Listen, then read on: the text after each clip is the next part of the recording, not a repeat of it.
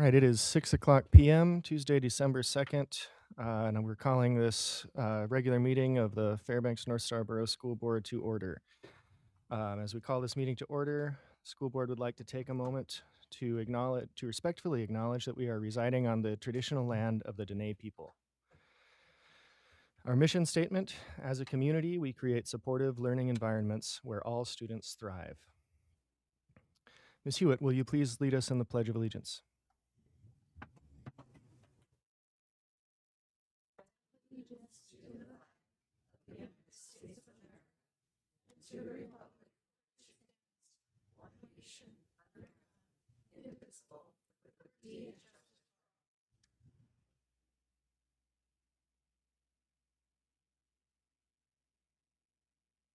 Thank you. Ms. Richardson, will you please call the roll? Miss Charlie? Here. Mr. Wade? Here. Colonel Campbell?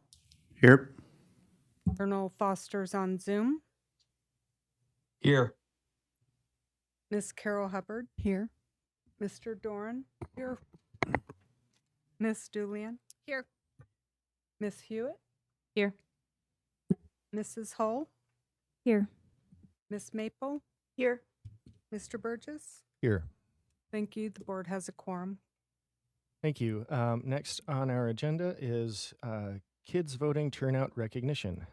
Kids Voting North Alaska, in conjunction with the Fairbanks North Star Borough School District, held the October general election. Amy Galloway and Liam Wade with Kids Voting North Alaska will make the presentation.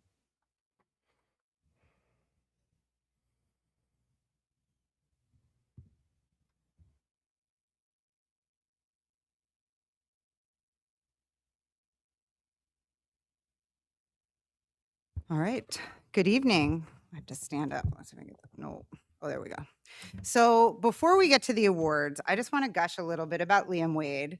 So Liam, while Liam, very distinguished school board representative member, even more importantly, Liam is the student representative on the Kids Voting North Alaska board. And he is the very first student or youth representative ever to be on the board. And so being first is important, but it wasn't when he was a senior, it was when he was a sophomore. And not only was it when he was a sophomore that he joined our board, but he joined our board at a time when we were a little bit in chaos and rebuilding. And Liam stepped up to show me, because I had never been on a board, how to do parliamentary procedure. He helped us rewrite our constitution and bylaws. And he continues to be a voice of stability and wisdom on our board. So while he's not getting an award tonight, I think we should all give Liam a round of applause. Okay. So I am Amy Galloway. I'm the president of Kids Voting North Alaska. And I'm here to say congratulations to all the Fairbanks North Star Borough School District staff and students who participated in the Kids Voting North Alaska simulated local election this October. We had 2,179 students from 13 different schools participate. Those schools are Ann Wien, Barnett Magnet, CEC, Effie Cochran, Hunter Ladd, North Pole Elementary, North Pole High, Randy Smith Middle, Tanana Middle, Weller Elementary, and West Valley High School. This is a huge accomplishment, especially because often people say it's just a local election. So to have 13 schools participate in our local election when in 2021 we had 2. We're very proud of our liaisons and all the students who participated. Tonight we're here to award highest voter turnout awards to schools and their liaisons. But before we reveal the amazing winners, I want to say a few thank yous. Thank you to the students who voted. Did you do kids voting? Okay, good. Okay. Thank you to the students for your dedication to excellence and combining your academic knowledge with civic virtue to show our community the power and importance of being an engaged citizen in our representative democracy. Thank you to the educators who leverage civics and literacy education to teach our students how to be fully engaged citizens. You are our role models, You are the hope for our future. And educators, you are the foundation upon which we build this representative democracy. I also want to say thank you to Fawn Jelinek, the executive director of Kids Voting. She couldn't be here tonight, but she is the powerhouse behind everything that happens with this program. Kids Voting North is a nonprofit, nonpartisan voter education program with the mission of creating lifelong learners. So Fawn takes her job incredibly seriously and works incredibly hard to ensure that our school district students and staff have every opportunity to engage the democratic process. And finally, I want to say thank you to Tara Devon. I don't know if she's here tonight, but she is our liaison here at the school district and has kept this program alive. So thank you to Tara. Okay, so now to our awards. So to be clear, our schools had a much better turnout than the borough at large, which generally is always the case. So I'm very proud of our staff and students. And as I call your school, if you could come up and get your award, for our first school, our #1 highest voter turnout was Barnett Magnet School with 88% voter turnout.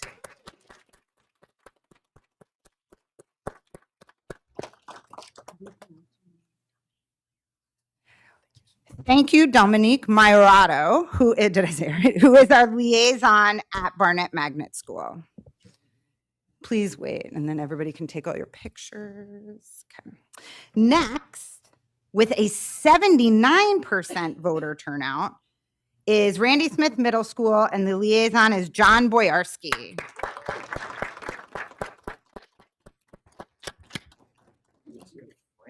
I know. That's what nonprofits get you. Okay. Our third place voter turnout with 60%.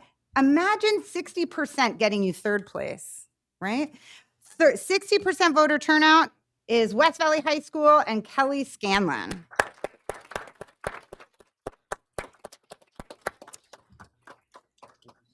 And finally, we have a special category for K-5 because it is a special task to engage our very youngest in how to engage the process in a thoughtful way and not just like look at people's pictures and go them. And so our K-5 teachers are exceptional and special. And so we have a category just for them because we know it's a little bit harder. So our K-5 winner with the highest voter turnout of elementary is North Pole Elementary with 45% voter turnout with Miss Janae Bergman.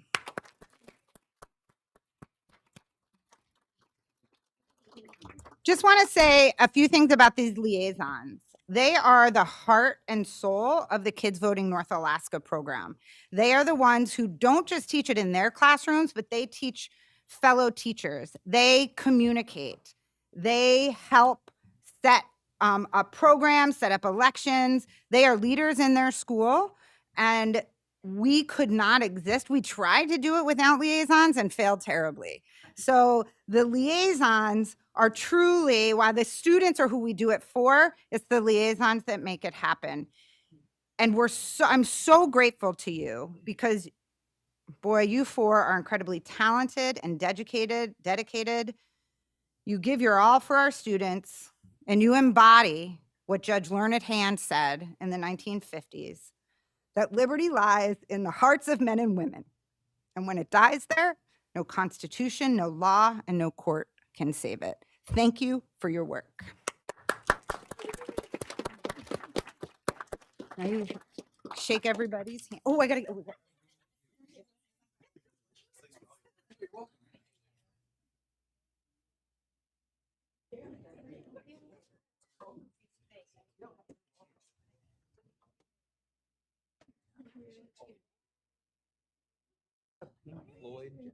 It is not.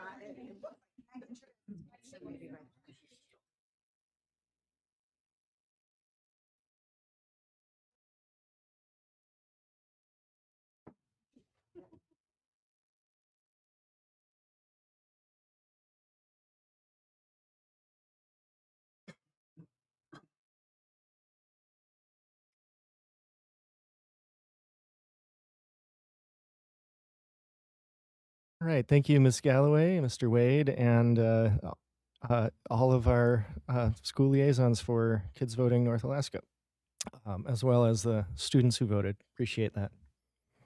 All right, next on our agenda is the Extra Education Special Support Person of the Month. Rhonda Gottschalk, Administrative Secretary for Ladd Elementary School, will be recognized as the Extra Education Special Support Person of the Month for December 2025. Michelle Heminger, Ladd Elementary School Principal, will make the presentation.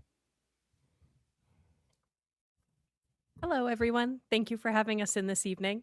Rhonda is the extra special person of the day, of the week, of the month, of the year for us every single day at Ladd.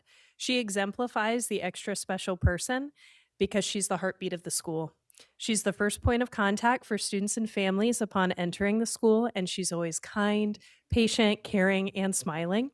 She works above and beyond to complete everything that's expected of an administrative, don't cry, because then I'm gonna cry, secretary, in addition to spotlighting as an attendance secretary when we were without one and searching for one, the nurse, if the nurse is out, and any other jobs to assist in the school.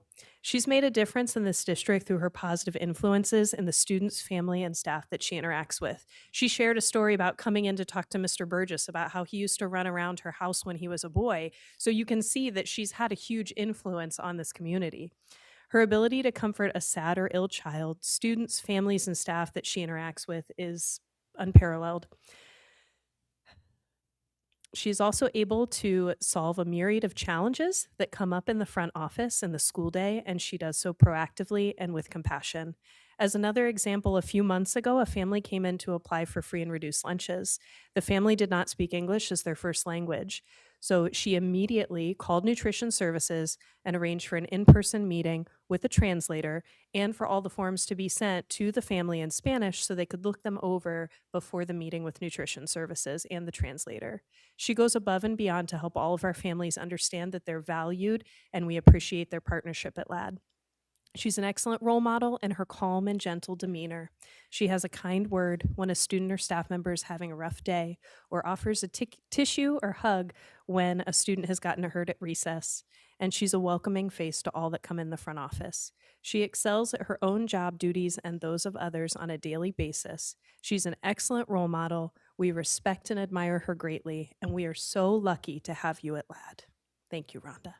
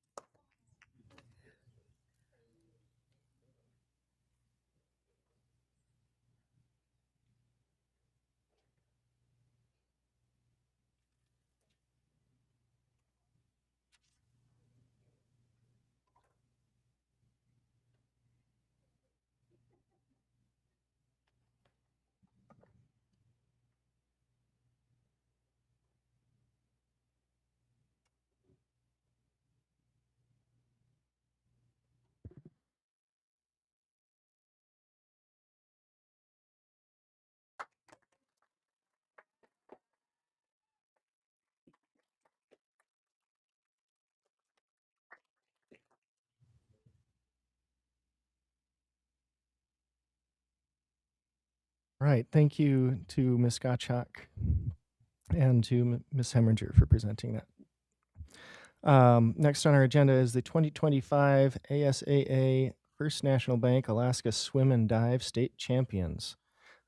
West Valley High School students won a state championship title at the recent 2025 ASAA First National Bank Alaska Swim and Dive State Championships. Additionally, the West Valley High School boys swim team received the ASAA State Sportsmanship Award. Well done. The team was coached by Creighton Bashirs and Felina Kelly, assistant coach. Coach Bashirs will make the presentation. On a personal note, I was a swimmer at West Valley when I was in high school, so go Wolfpack.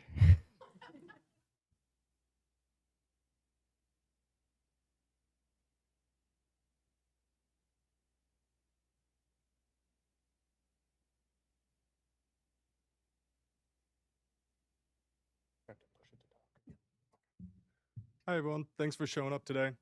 I'll try and make it short and sweet for everyone. Like you said, we went to state. We won it this year for the boys, as well as the boys got the sportsmanship award. Few things I want to say. Everyone this year was so great, not just the guys who went to state.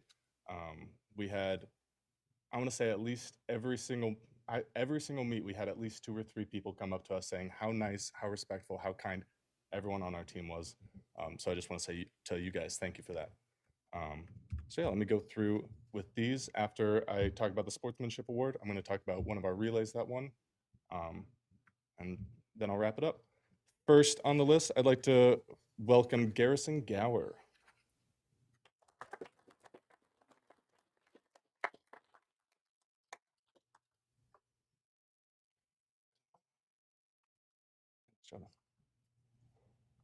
Next up is Derek Kim.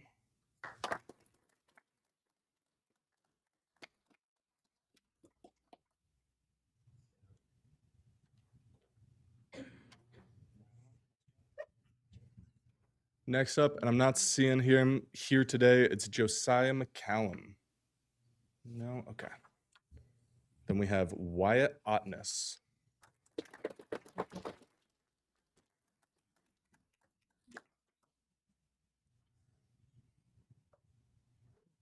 Next up is Cedar Robichaud.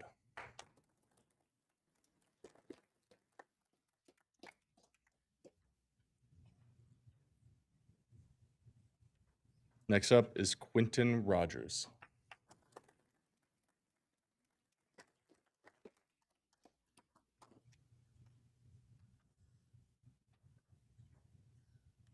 Next up is Zen Schetzel.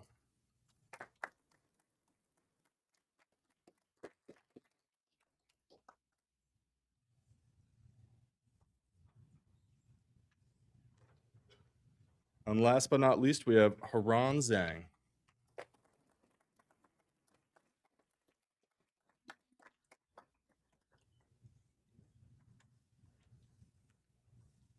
Here are our boys winners for state this year, as well as our sportsmanship winners.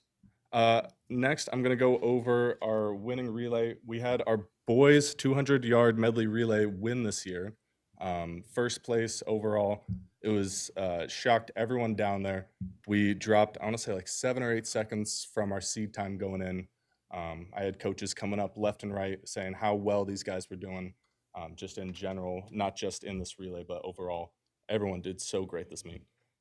First, I want to welcome Cedar Robichaud.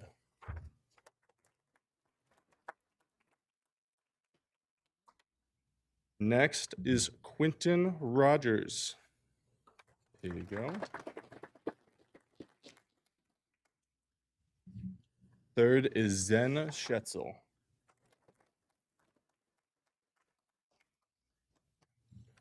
And then last is Haran Zhang.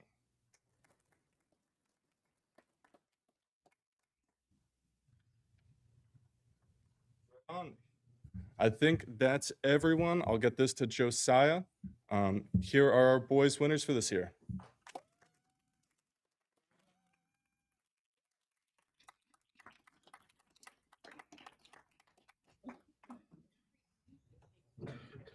I will.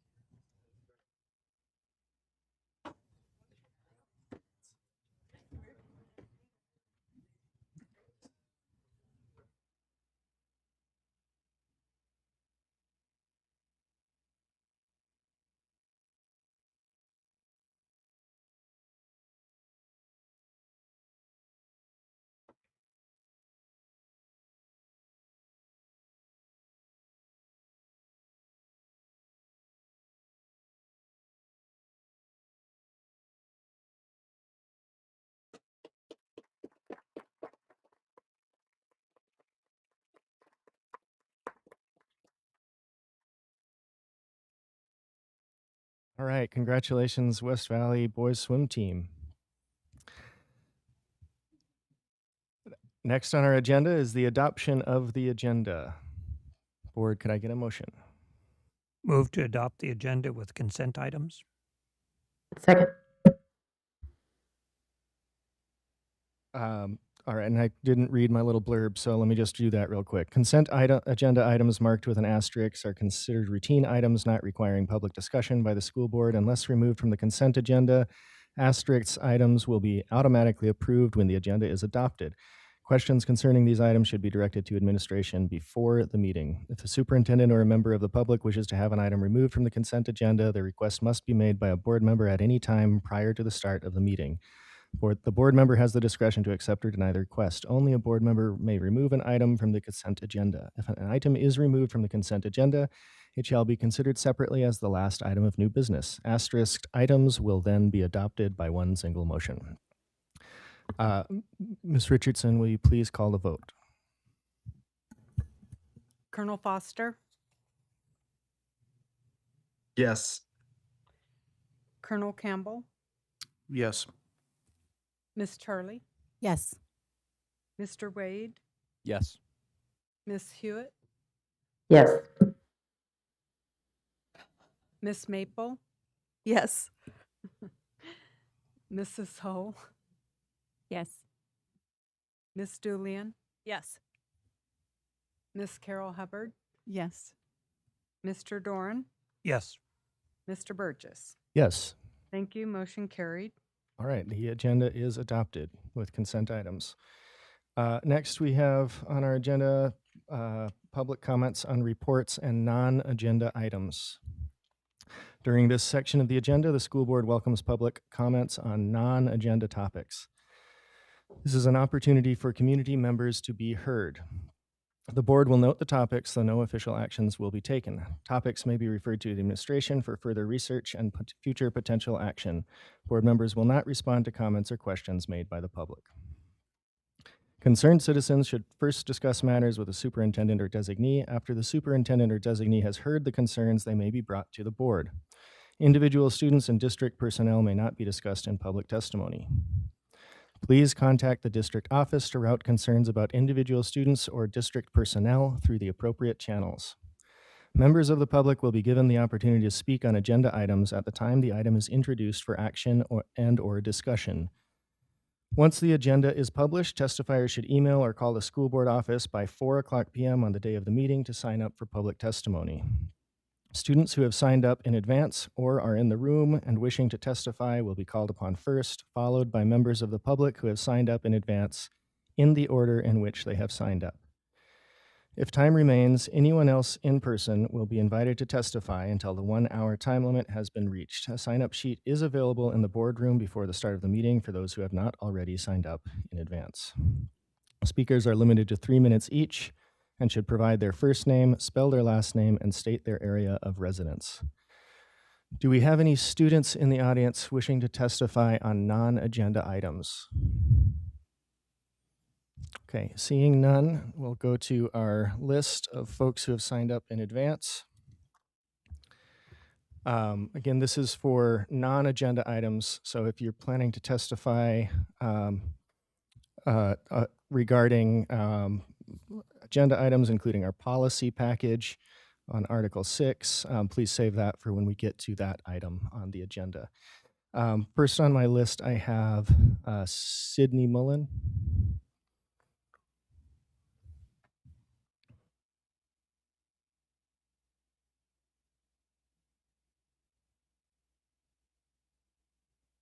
Ms. Mullen, if this is on non-agenda items, feel free to. It is about libraries. Okay. Would you like to? I can move you to the list for the other item. Okay. Thank you. You'll be first there.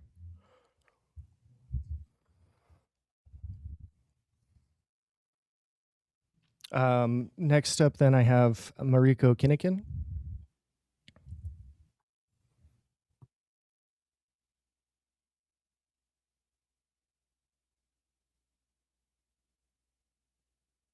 To be speaking about libraries in general, but not about library policy specifically. Please proceed. Hi, my name is Mariko Kinnikin, Fairbanks. we don't have enough educators. One of the reasons educators either don't stay or why we have qualified educators choosing not to teach is that it is simply not worth getting doxxed and harassed by this community on Facebook or in real life over a book or a comment. I feel that I am taking a risk even coming up here to talk. I'm concerned with the way that the words pornographic, sexually explicit, and sexual content are thrown around interchangeably when talking about school library books. We can agree that pornographic materials do not belong in school, but we cannot agree on where to draw the line for readers between sexual and sexually explicit content. Luckily, I have decades of experience and 2 graduate degrees in library management that give me the tools and insights to make that distinction. I'm also very concerned with the fundamental misunderstanding of terms under the LGBTQIA umbrella being widely labeled as sexual when some of the terms are clearly just gender-based or romantic preference-based. LGBTQIA books are unfairly targeted with a much lower threshold for what is considered to be inappropriate. This is demeaning to students who identify as queer or wonder about their place in the world and sets a tone that their mere existence is bad, shameful, and more inappropriate than their cis-hetero counterparts. I don't just waltz through Barnes & Noble with a cart and throw books willy-nilly and maybe end up with a few rogue books. We have a process that we follow and document along the way as we select and prepare books for the library. You will make a librarian's day if you go and ask, how do you choose which books go into the library? I can keep talking for hours on that. I will tell you the main way that books get chosen are by staff and student requests, which I then vet through our selection process. So the majority of books in the library are things that students and staff have specifically asked for, not secretly chosen books lying in wait for unsuspecting readers. The stated purpose of the FNSBSD libraries is to provide resources and services that support the academic mission of the district while offering a variety of books for every student and staff member to enjoy. Our school libraries are not full of sexy books. They are full of stories with dragons, wars, first loves, survivals, mysteries, sports wins and losses, and yes, sometimes a little smooching. Parents have always been free to make choices for their families about what is a good fit and what is not. These conversations can happen with their child. We aren't going to be reading X type of books, so please don't borrow those. Or they can happen with the school. We are staying away from X type of books, so please respect our family boundary on this matter and don't check these books out to our child. I know what's on the shelves and I know who the kids are, so I am well placed to make recommendations and steer people in other directions in a respectful and low-key way based on years of experience, years of building relationships, and years of reading these teen books on my own time in order to be the best school librarian I can be. Thank you. Thank you, Ms. Kinnigan, for your testimony. Next up, I have Robert Herrick.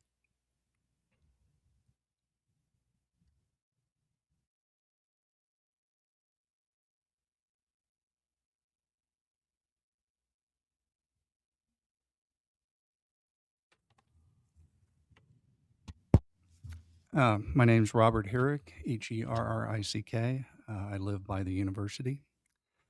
On November 12th, school district social media sites announced, with the superintendent's full endorsement, congratulations to Superintendent Dr. Luke Meinert. We are proud to share that Dr. Meinert has been named one of the nation's top 10 school district superintendents for 2025. Certainly a big deal given that there's over 19,000 school districts in the country. The Facebook post alone received over 300 likes and was shared by, among others, a state senator and the state's Department of Education.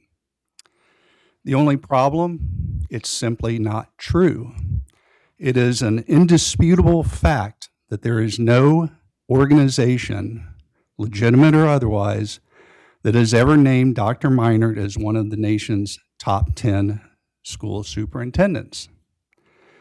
While we cannot be certain without the invoices, let's just say that you have been presented with compelling evidence that an award was obtained from Education Insider, which is one of several web magazines owned by Valley Media Incorporated, whose business model appears to consist of spamming email lists of relevant professionals offering, for a substantial fee, to feature them in the magazine, post an interview, and name them in the magazine's top 10 list, where the magazine is very careful to never specify from where or how many individuals their top 10 was selected from. Frankly, it speaks volumes about this school board's commitment to honesty, integrity, and its oversight role that you have not even managed to call for retraction, much less an investigation into the obvious malfeasance and misuse of district funds. The post is still up on the district's social media sites. Frankly, I'm just appalled that this has been done by somebody responsible for the oversight of education of over 10,000 students in this district. I don't know what you think the students are supposed to learn from this, but I don't think it's anything good. Thank you.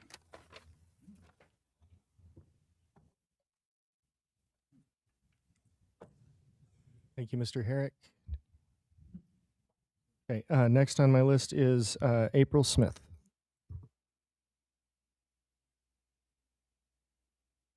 She doesn't want to testify about the policy. I'd be glad to let her go before she had a more general life. Ms. Mullen, I'll leave it up to you.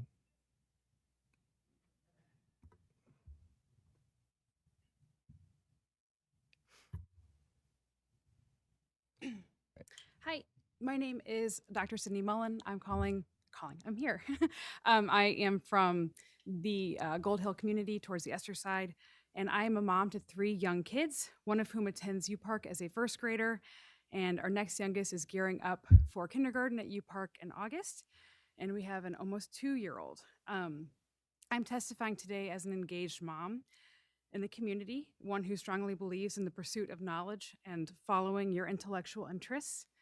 As for myself, I grew up an avid reader with parents who supported my curiosities, no matter what they were, and fostered my academic pursuits. With this academic and intellectual freedom, and with access to incredible school libraries and resources in Shaker Heights, Ohio, I discovered my passion for the sciences, specifically bugs. And that ultimately led to me getting a PhD. My husband grew up in a very similar home and school environment in Minnesota, and we are hoping to instill in our children the same love and value for reading, and also foster the same intellectual freedom and support that our parents and schools afforded us when we were kids. We have been so thrilled with the library program at our child's elementary school. Our kiddo frequently tells us how much she loves going to the school library each week, and it's one of her favorite days of the week, to be honest. She loves the books that the librarian reads to her and that she picks out. And she's also excited every day whenever she goes to the library to bring home that book, share it with us, and then now she can read it to us, but before having us read it to her the moment she got off the bus. As I was preparing my comment to speak to you all tonight, it struck me that perhaps the reason she loves the weekly school library visits so much is because she's given the total freedom to pick the book of her choice. And I say this, and I think it's kind of funny, but when we go to the public library every week or so, I tend to do the bulk of the book picking. And yes, our kids, they take us to the Disney section or to the data set science section. But ultimately, I have 3 little kids, and I want to get out of there because we've got stuff to do, and the weekend is precious. So I tend to pick the bulk of the books. The school library is such a wonderful opportunity for my child and for all of the district's children. I think that with these school libraries, they're able to explore their interests without this parental oversight. And I don't mean it in a way that doesn't suggest that we can't ultimately dictate and say what's safe or not safe for our child, but they are given this intellectual freedom to pursue the things that they're curious about. That's beautiful. I want our children to learn, and I want them to love to read. That's how we improve our reading scores. I also have been a substitute in the district for several weeks, and I was wildly impressed with not only the schools and the teachers, because they're amazing. I was so impressed. I'm so glad our kids go to schools here in Fairbanks. But I'm also impressed with the school libraries. I got to sit in many times. But anyway, thank you. Thank you for your testimony, Ms. Smolin. Ms. Smith. President Burgess, I have it in my mind to read something inappropriate, but if you'll allow me, I could hand that out to the board members instead of reading it. Ms. Smith, if you have materials to distribute to the board, you can do that through our executive assistant. Thank you. Thank you. My name is April Smith, SMITH, and I reside in North Pole. It's once again been brought to my attention that books that contain material meeting the legal definition of obscene, as well as the common definition of pornography, are on the shelves in our school. Oh, here comes the book burners. I'm sure that's what you want to say, but you're wrong. I'm pretty liberal when it comes to literature. Like the people who testified before me, I find literary value in nearly everything that I pick up. As a matter of fact, when I sat as a member of this board, and even since leaving it, I've actually read personally myself nearly 40 books that community members have presented to me as porn. Can I say that any of you have taken the time to do that personally? Have you dedicated firsthand knowledge of the books that are in our library? I reviewed, often complained about books like The House on Mungo Street, Speak, The Bluest Eye, Sold, and so many more. I found wonderful literary value in nearly all of the books I reviewed. I found trauma, I found heartache, and even in Speak, I actually found some healing. I never agreed with the removal of a single one of the books I reviewed. Shocking, I know. The truth is, I'm no book burner and no prude. All of that being said, there are books with no literary value that contain objectively obscene material, written and visual material. The book Flamer, for example, is a graphic novel. I mean, a comic book style book, not just that it's graphic, because it is graphic. I will give to your secretary one small sample page from that book. And in the frame, it depicts a half-nude man holding a bottle of Mountain Dew. And I will not read to you what the bubble says because I'm a lady, frankly.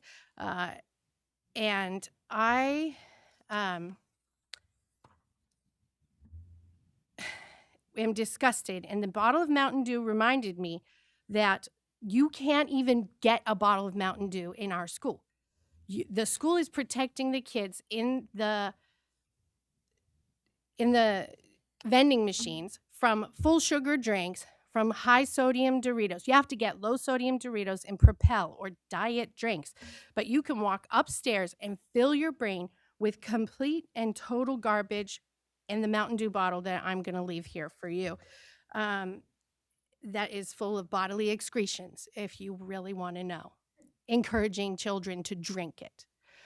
That's visual and written in our library on the shelf verified. So you need to do something about this. I sat in your seat. I know it's difficult, and I wasn't able to do it, but I would just challenge all of you to take it seriously and make it happen. Thank you for your testimony. That brings me to the end of the list of folks that have signed up for non-agenda items. Is there anyone in the audience wishing to testify on non-agenda items?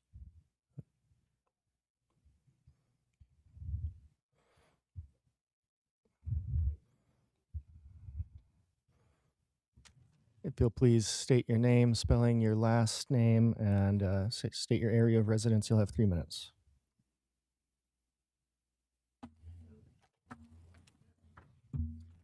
Okay, my name is Cynthia Wozniak, Wozniak, Fairbanks. And I just have some really graphic things here that I'll try and get through by spelling. It's in regards to the library books in our schools and in our children's paths. Ms. Wozniak, would this be more appropriate under policy? No, I'm just going to touch on these two things because I have my other policy. Okay, please continue. Just real quick. So here's one. It's called Push, and it's at Hutchinson, 12-225, verified, hurt. Now, again, I think my daddy, he stink. The white S-H-I-T drip off his D-I-C-K. Lick it, I hate that. But then I feel the hot sauce, hot cha-cha feeling when he be F-U-C-K-I-N-G me. I get so confused, I hate him. But my P-U-S-S-Y be popping, he said that big mama, your P-U-S-S-Y is President. popping. I hate myself when I feel good. Okay, that's. I'd like to ask the first lady that spoke, is this far from a little smooching? Is this safe for the children? Do you really want, to the other lady that spoke, do you really want your child to run across this much less read such a thing? I would hope not. Here's one more quick one. Me and Earl and the Dying Girl by Jesse Andrews, Hutchinson, Lathrop, Tanana, West Valley, 12/2/25 verified. I'm just saying you do not leave Israel without getting laid. You could have an 8-inch thick titanium diaper bolted to your pelvis and you would still somehow get laid. It should be their official tourism slogan, Israel, where virginity goes to die. Yeah, Earl, I'm going to eat her P-U-S-S-Y. Hey, yeah, do you even know how to eat P-U-S-S-Y? Not really. Papa Gaines never sat you down, said, son, one day you're going to have to eat the P-U-S-S-Y. No, but he did teach me how to eat a butthole.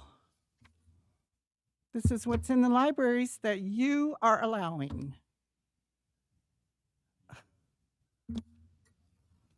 That's it.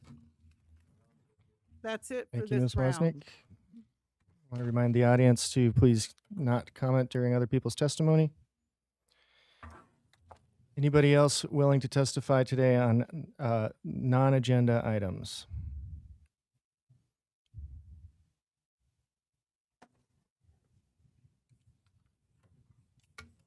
Ms. Peterson, please state your name, spelling your last. You'll have 3 minutes. Thank you. Danette Peterson, Peterson, Farmers Loop area. Speaking about a non-agenda item, recently there has been some early discussions about the possibility of our 3 ELP teachers providing push-in lessons to all 3rd and 5th grade elementary students rather than providing pull-out services for those students who qualify for ELP services. Our state law, Alaska Statute 14.30.352, requires school districts to establish educational services for gifted children that provide for identification, student eligibility, student learning paths, and parental and student participation, including an appropriate review process consistent with regulations adopted by the department. As many in our community will recall, due to budget cuts, our ELP program was recently reduced from 11 teachers down to 3. Those 3 teachers are currently tasked with serving all of our students in grades 3 through 5 who qualify for services. Those cuts resulted in services being provided in fewer grade levels, including removal from our middle school program, and less service minutes for those students qualifying for those services. To borrow language from a recent district email, the ELP program has certainly been a victim of budget reductions and cuts.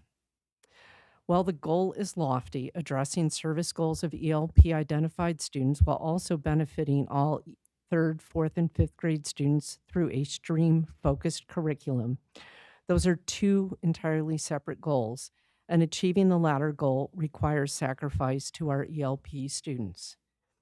I don't have all the answers, but I do have reason to ask the school board and district to move forward with caution.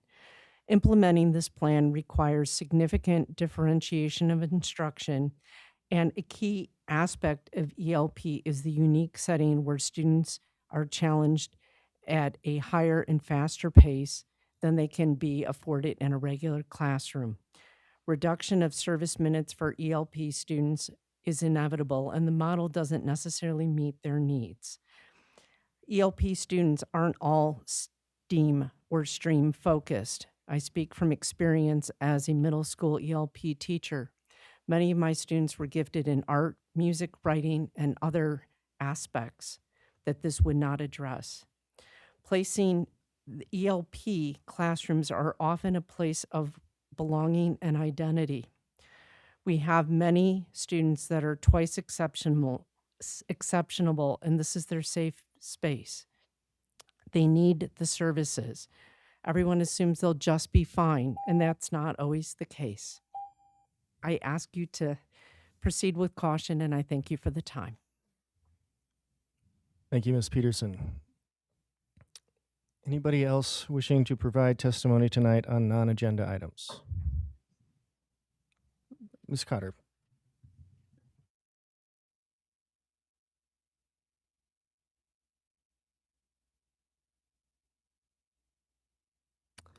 Hi, my name is Adia Cotter, Cotter, and I live in the McGrath area. This is kind of impromptu, but this morning I was in this building and I had a meeting on the 3rd floor. And before the meeting, I went to the 4th floor to do something. And I'm not terribly familiar with this building because I don't come here often. And there are a lot of hallways and there are a lot of offices and there are a lot of places to turn around in the wrong way. And I am really bad at directions. There were a lot of people just in the hall doing what they do. And almost all of them made eye contact, said hello, and were very friendly. And one of them asked me if I needed help in a way that was friendly and not suspicious, and helped me get where I need to go. I'm telling you this because I have noticed probably in the last 5 years a shift in the general vibe that I get from our district. I feel pretty strongly that kindness and leadership flows downhill. And I have noticed just in my dealings with administration and teachers and various aspects of the district that we have a lot of very dedicated, friendly, very helpful people, and it's not just for show. These people show up every day. They are very dedicated to what they do, and the fact that a random person wandering through the hall, all of these people smiling, asking, do you need help? That just tells me that this district definitely has our best interest in mind. They probably assumed that I was a parent because I look like one, and I am. That's not why I was here, but they were helpful as a parent. I'm sure they'd be helpful to me as any other citizen of the community. But I really just want to say thank you for that. I feel like the people in this building set the tone for the rest of the district, and the things that I see going on in our schools is a reflection of that. And I appreciate that as a parent. I appreciate that as a community member. And as we go forward talking about difficult subjects and making difficult decisions, I firmly believe that this district has all of our best interests in mind. Nobody's perfect. Mistakes will be made. Things will be said. Weird stuff will happen. But the bottom line is that this district has our best interests in mind. Thank you. Thank you, Ms. Cotter. Ask one more time. Anybody else wishing to provide testimony on non-agenda items? Ms. Eisman, please come forward.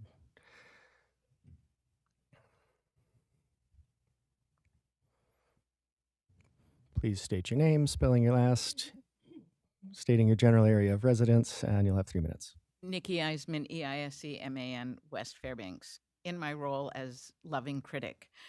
I was just reminded when Ms. Cotter talked about walking into the building and not being able to instantly find where she was. Same thing happened to me. I walked into the building.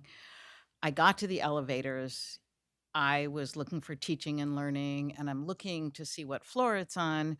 And all I see is a screen talking about meetings for the day. So I was like, well, what floor was I supposed to go to? And then I was like, oh, yeah, I think there's something about that back at the entrance. And so I walked back to the entrance. So In my perfect world, if you have any extra money or time, it would be great to have a sign by the elevators that talked about what departments are on which floors. So a small thing that could make a difference. Thank you. Thank you, Ms. Eisman. Anyone else wishing to provide testimony tonight on non-agenda items? All right, seeing none, we will move on. The next item on our agenda is the Borough Assembly report. Garrett Armstrong, Borough Assembly member, will provide the Assembly report. Thank you, Mr. Armstrong.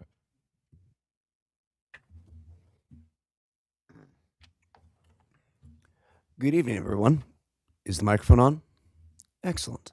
So, my name is Garrett Armstrong, as mentioned, and but the report comes from our last business meeting, which was on November 13th. The only thing of note to the school board is ordinance number 20025-20-11, of which we proposed $122,000 from the general fund balance be dedicated for the Pearl Creek School building, with $82,000 for the Department of Public Works to pay for utilities, costs, and upkeep, and $40,000 for the Department of Digital Services for security cameras. That was voted on and discussed, and it was voted unanimously. And that is all I have to report. Any questions? Board, any questions for Mr. Armstrong regarding his report? Seeing none, thank you, Mr. Armstrong. Thank you for your time. Appreciate you.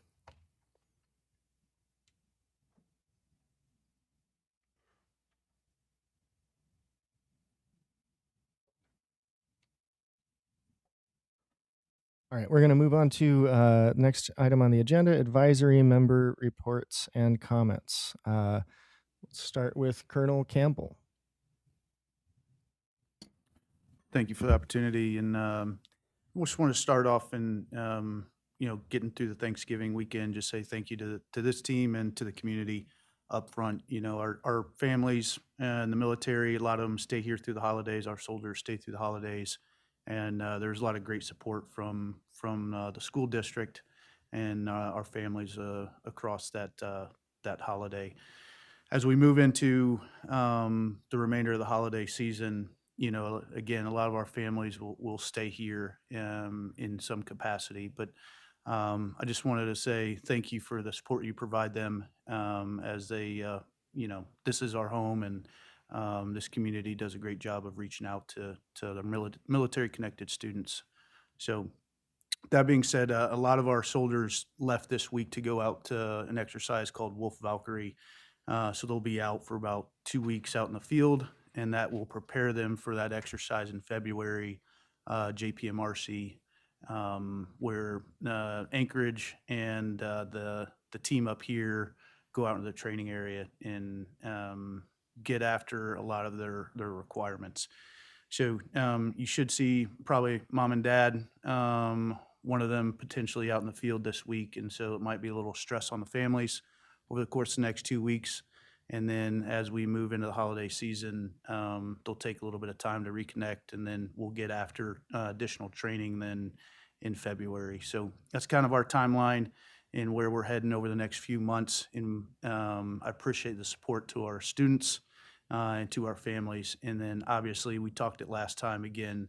Thank you for the support during furlough as we come out of the Thanksgiving holiday. So thank you very much. And I know Tim's online, so I'll let you transition to him.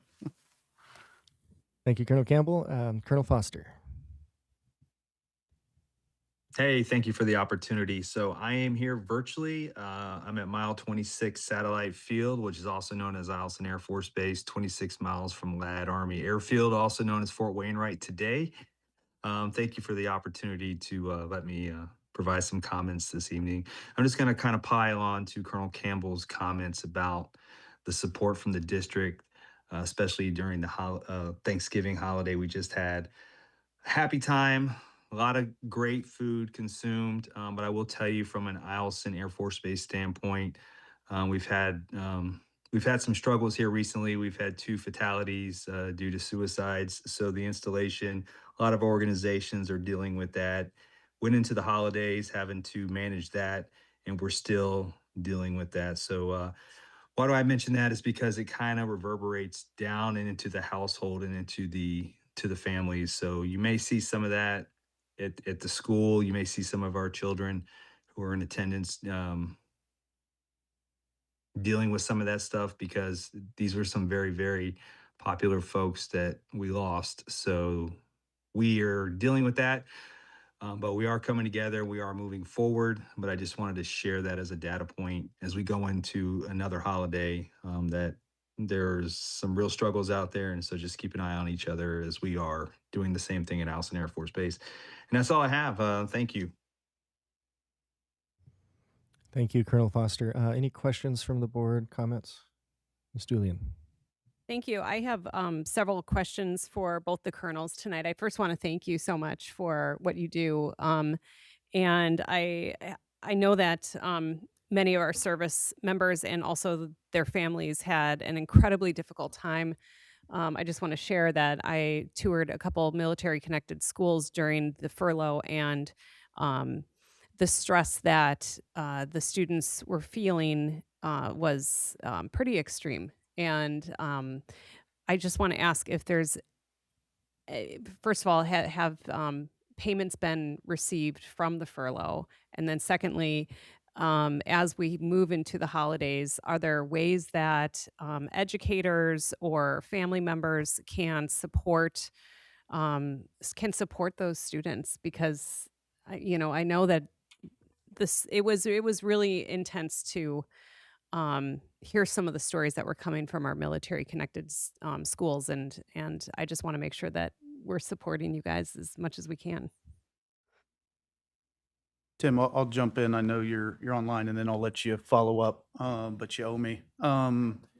No, those are, I appreciate those thoughtful questions. So up front, yes, they are being paid and have received that back payment from our GS employees, our civilian government employees, as well as families. So thank you for that. And yes, there was some pretty significant stress associated with that. I'd say up front, and it's great to see when you highlight teachers up front, and you talk about their patience and their caring. The biggest thing from my perspective, and I'll let Tim give his, but is just the patience that your teachers provide on a daily basis with those students, and then just asking them how they're doing and that they know that somebody cares. I think those are the two biggest things.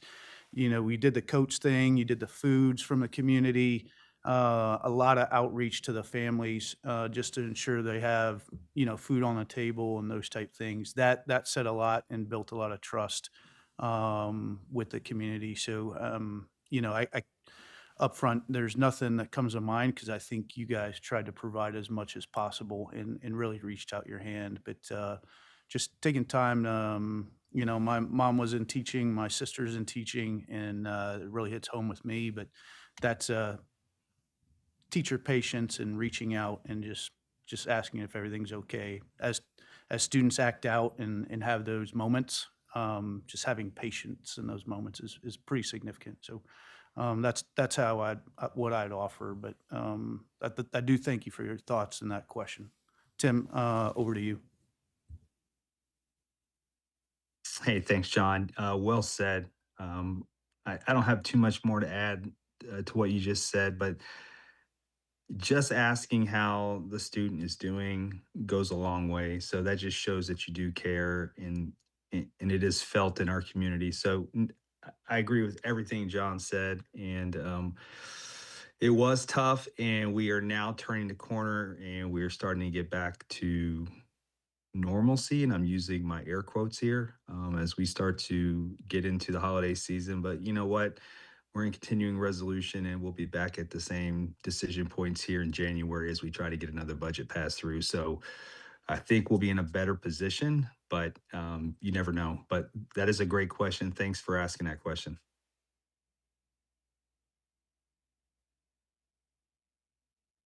Okay, thank you, Colonel Campbell and Colonel Foster. Let's go to Miss Charlie. And nothing from Miss Charlie. Thank you. Mr. Wade. Good evening. Excuse my direct reading, I want to make sure that all my points are covered throughout this. I only have a couple things to report tonight, but one of them has stayed incredibly close to my heart these past 2 weeks. Just under 2 weeks ago, on November 21st, I had the privilege of spending my Friday not at my own school, Norpole High School, but at Barnett Magnet School. I was invited by Maggie Sampson, whom I want to recognize for her initiative, hospitality, and genuine warmth. From the moment I arrived, she made a school I'd never stepped foot in feel like a home. As we coordinated details over email, she asked how long I wanted to spend with students. I facilitated many hour-long workshops for high schoolers and middle schoolers, but I knew an hour wouldn't be nearly enough to build real connections, spark meaningful conversations, or leave students with something lasting. I requested to spend the entire school day from 9:30 to 2:30 with them. I'll admit, I was incredibly nervous and carried a heavy sense of responsibility leading up to the visit. But the staff, and most importantly and specifically, the students, welcomed me not as a presenter or a guest speaker, but as a friend. They reminded me that leadership isn't limited by age or school boundaries, it's shaped by shared hope, passion, and perseverance for a better future for ourselves and others. Throughout the day, we worked through real scenarios that occur in our district, discussing practical student-centered solutions. Students reflected on personal statements submitted by their peers, discovering that leadership comes in many forms and from many backgrounds. In groups, they identified changes they wanted to see in their own communities and drafted sample testimonies based on their convictions, while also practicing the skill of considering perspectives different from their own. We closed the day with a Q&A session where they asked everything from questions about my lettuce growing operation at Norpole High School to what motivates me to why I choose to lead. But one question has stayed with me through these past 2 weeks. What do you do if somebody doesn't like what you believe in as a leader? Josh, one of the students, said, "It doesn't matter what people think about you as long as you are sure that what you're doing is the right thing." That sparked an entire discussion about how we determine what the right thing is and the importance of listening to others, because none of us are guaranteed to have the perfect answer. It reminded me of one of my favorite quotes: "Everyone wants to save the world, they just disagree on how." It's been a grounding principle for me recently, especially as I continue learning that people are never divided as good versus evil as we're taught to believe. I can honestly say that these students taught me far more than I could have ever taught them in a month with any amount of workshops. Thank you, Josh, for a quote that is now pinned to my desk at home, and thank you to every student, to Maggie Sampson, and to Barnett Magnet's staff for creating a space where students walk with hope and are growing into the future leaders of this community and this country. I look forward to speaking with other middle and high schools around the district about similar opportunities to the one I had the privilege of giving at Barnett Magnet. Additionally, just a regular reminder that I post simplified agendas and other pertinent, nonpartisan information on social media relating to agenda items I feel cannot be fully explained on a single slide, which I spend a good chunk of my evenings researching so I can educate both myself and others on it. I'm a lot more equipped with Instagram given my youth than I am at Facebook, so please excuse this learning curve as I continue to try to figure it out. These accounts can be found on Instagram at fnsbsd.studentrep or on Facebook by looking up Liam Wade and searching specifically for the profile with my board portrait as a profile picture.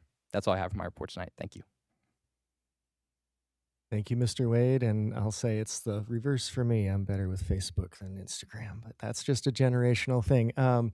Any questions or comments from board members? Okay, seeing none, we will go ahead and move on. Thank you, Mr. Wade. Next on our agenda is board committee reports. Do any board member chairs have a report on their committee? Ms. Julian. Thank you. The budget committee met recently, and we meet again this Thursday, the 4th of December. So Ms. Carol Hubbard and I are on that committee, and we're making incredible progress.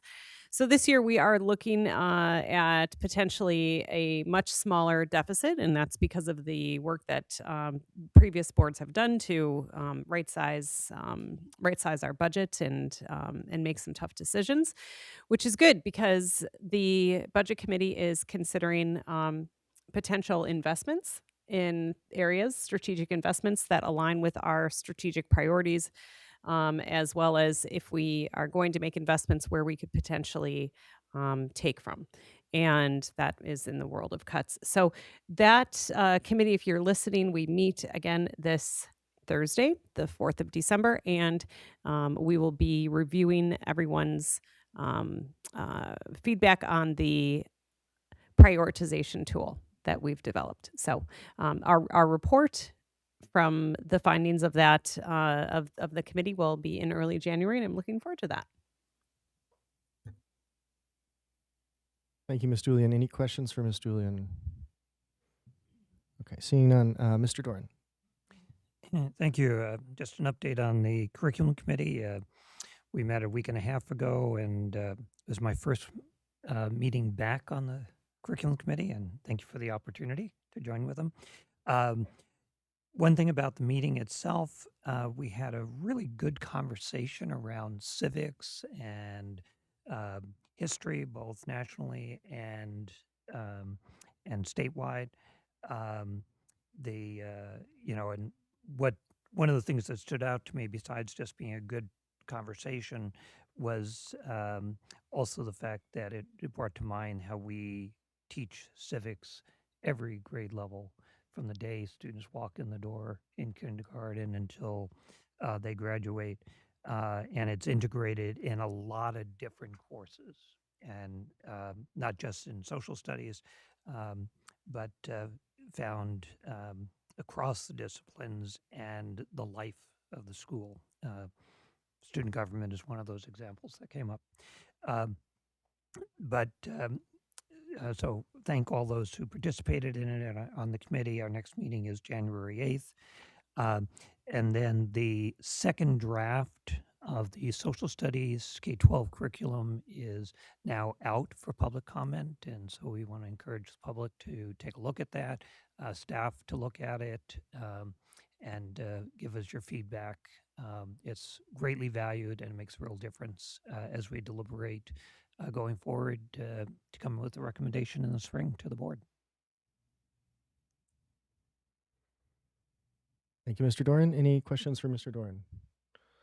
Okay, not seeing any. Any other committee reports? All right. Seeing none, that will bring us to our next agenda item, which is the president's report. I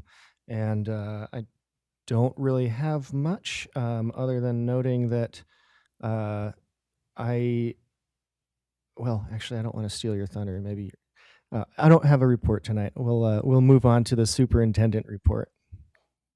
Dr. Meinert. All right. Thank you, President Burgess. Now I'm so curious as to the thunder you were going to steal. So if I don't cover it, you can cover it in closing comments.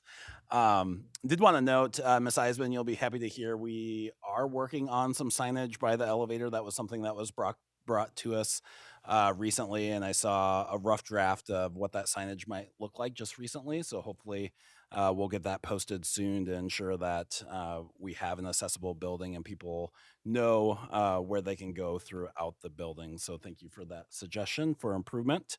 Wanted to start my official report this evening with a shout out to Rod Gray. Rod Gray is one of our safety assistants at West Valley High School, and really a testament to all safety assistants throughout our district and the incredible work that they do with our students and what kind of meaningful impacted relationships they build with our students. Assistant Superintendent Gillum and I were talking recently, and she said, "Hey, did you know West Valley High School is going to have a Spirit Day, and the Spirit Day is dressed like Rod Gray?" And I was like, you know, you've made it when a high school has a Spirit Day in your honor. And so just wanted to recognize Rod's impact at West Valley High School. Obviously, the students realize his impact, but wanted to share that here as well. Also wanted to recognize Mr. Wade. Every time we come to these meetings, I'm incredibly impressed by different boards that I hear that you're sitting on and the impact that you're having within our school community.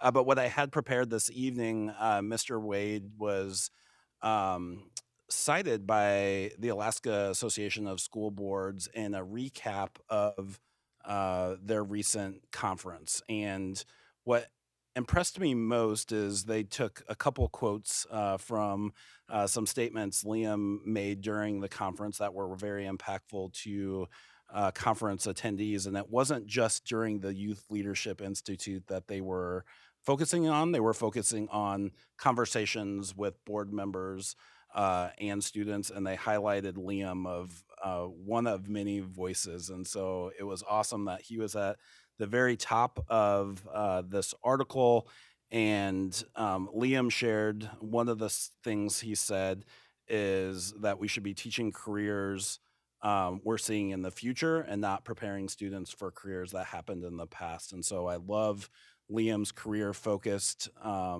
presence here on this board and the conversations we had to continue to push us forward and thinking about the career and technical education options that we have, and also the core academic courses that we offer our students to ensure that we are preparing them for future careers. So thank you for that, and well done being recognized at the state level. Did want to piggyback on Mr. Doran's comment about the social studies curriculum. If you would like to provide feedback, there is a slide on our website to direct you to our social studies curriculum, as well as a feedback form. And so please go check out the second draft of our social studies curriculum. Public comment on this round is due December 14th. Ann Ween last week held an amazing career fair at their school with over 20 parents and community volunteers visiting classrooms and doing 30-minute presentations. There were authors, artists, the borough mayor, truck drivers, arborists, airport directors, emergency responders, librarians, nurses, engineers, farmers, archaeologists, mushers, law enforcement, firefighters, and I probably missed a couple, but I thought it was a great overview of careers that we have available within our community. And just a huge thank you to those community members and families that were willing to partner with our school to show what's available for students in the future and what makes our community run today. And so it was a great event, and the principal there says it will happen again next year because of how well it went off. So congratulations to Ann Ween for that. Given the snow that I saw coming in tonight, I did just want to remind people of our inclement weather guidelines. If there's students listening, don't get too excited. I don't think we'll cancel school tomorrow. There's always a chance. But wanted to remind folks of our decision-making matrix.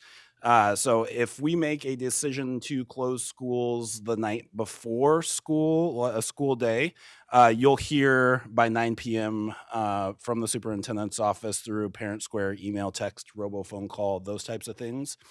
If it is a decision the morning of, you'll hear by 5:15 a.m. And so if we're tracking inclement weather on a regular basis, if we think there's a chance that we'll close school, myself, the director of transportation, and Durham are out driving roads early in the morning to determine if it's safe for school to happen. And so I just wanted to remind people now that winter weather is here, along with some rain from time to time, I wanted you to be aware of what our process is. Also, snow removal priorities. This is a hot topic. We have 4 priorities, and this graph is on our website, so I encourage you to go check that out. We also send it out to parents regularly. But as we're getting heavy snow, our number 1 priority is our bus and fire lanes to ensure that buses can get to our schools. After those have been cleared, we go to priority 2, which is staff parking, handicap parking, entrances, and sidewalks. Priority 3 clearing is visitor parking, and priority 4 is student parking. If we continue to get heavy snowfall throughout the day, our snow removal teams will continue to do priority 1 to ensure that our buses and fire lanes and families can drop off students and pick up students at school. So just wanted to bring that forward as we're starting to get a wintry mix here in the interior. And then lastly, wanted to recognize many of our interior all-state music students that recently participated at an all-state music competition. We had 10 interior Alaskan first chair winners, and I wanted to recognize them by name tonight because that is a huge honor that our students worked very hard to achieve. So congratulations to Ayla Rogers from Lathrop playing the piccolo, Elizabeth Kim from Lathrop, the flute, Christopher Park from Lathrop on the oboe, Clarice Stewart from West Valley on the bassoon, Dylan Taylor Lammers from Lathrop on the bass clarinet, Thomas Brawley from Lathrop on the French horn, Michael Wallace from West Valley on the trombone, Leah Hubert, West Valley, second violin, Lacey Dimmers from West Valley, alto mixed choir, and Eldridge Gums from North Pole, bass 1 mixed choir. So a huge congratulations, a great showing for our Fairbanks students, and what a huge honor, and I'm sure we'll get to honor them here at an upcoming board meeting as well. So that concludes my report for this evening, and happy to answer any questions from the board. Any questions for Dr. Meinert from the board? Ms. Julian. Thank you so much, Dr. Meinert. I had a question about one of the testimony tonight from Ms. Peterson about the ELP specialists. If you can talk a little bit more about that in regards to just a little bit more. Yeah, absolutely. So great question. We've had some initial conversations with our ELP teachers, principals, and some staff members on some initial possibilities for changes in the ELP program. As Ms. Peterson stated, a couple years ago, we did have a drastic cut to our ELP program, and so we have a limited amount of staff that are serving our elementary schools currently. We are potentially looking at my proposed budget and investment back into ELP, and that proposed budget is in the works, and so I don't know for sure what will happen there, but we're looking at different delivery models to ensure that not only our ELP students benefit from ELP exploratory activities, but also a broader base of students. And so we have done push-in models in the past to ensure that a larger amount of students can take advantage of some of these great opportunities that our ELP students are getting to take advantage of. And so those conversations with our ELP teachers, principals, and some staff members at schools are in preliminary stages, but it's in an exploratory stage in preparation for our proposed budget. So pretty early on in the process.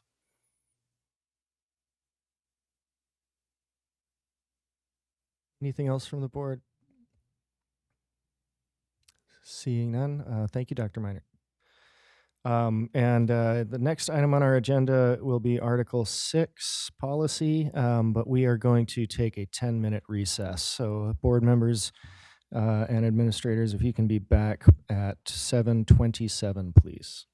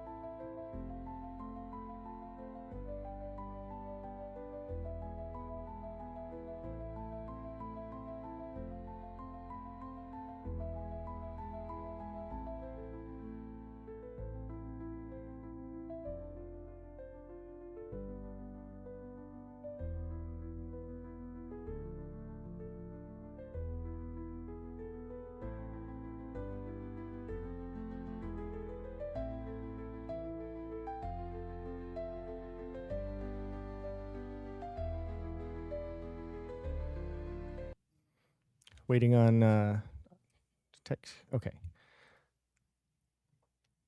All right. We are now going to bring this meeting back to order, 7:30 p.m. Up next on our agenda is Article 6. This is the second half of Article 6, a large chapter of policies on instruction. So Article 6 instruction, BP 6114 and BP 6161.1 through BP 6190 is proposed to be revised and is before the board for second reading by administration. This Article 6 will replace policies from our Chapter 9 curriculum section. Board, could I get a motion? Move to approve second reading, public hearing, and adoption of Article 6, Instruction, Board Policy 6114 and Board Policy 6161.1 through Board Policy 6190. Second. Thank you. And we're going to go ahead and open up public hearing on this.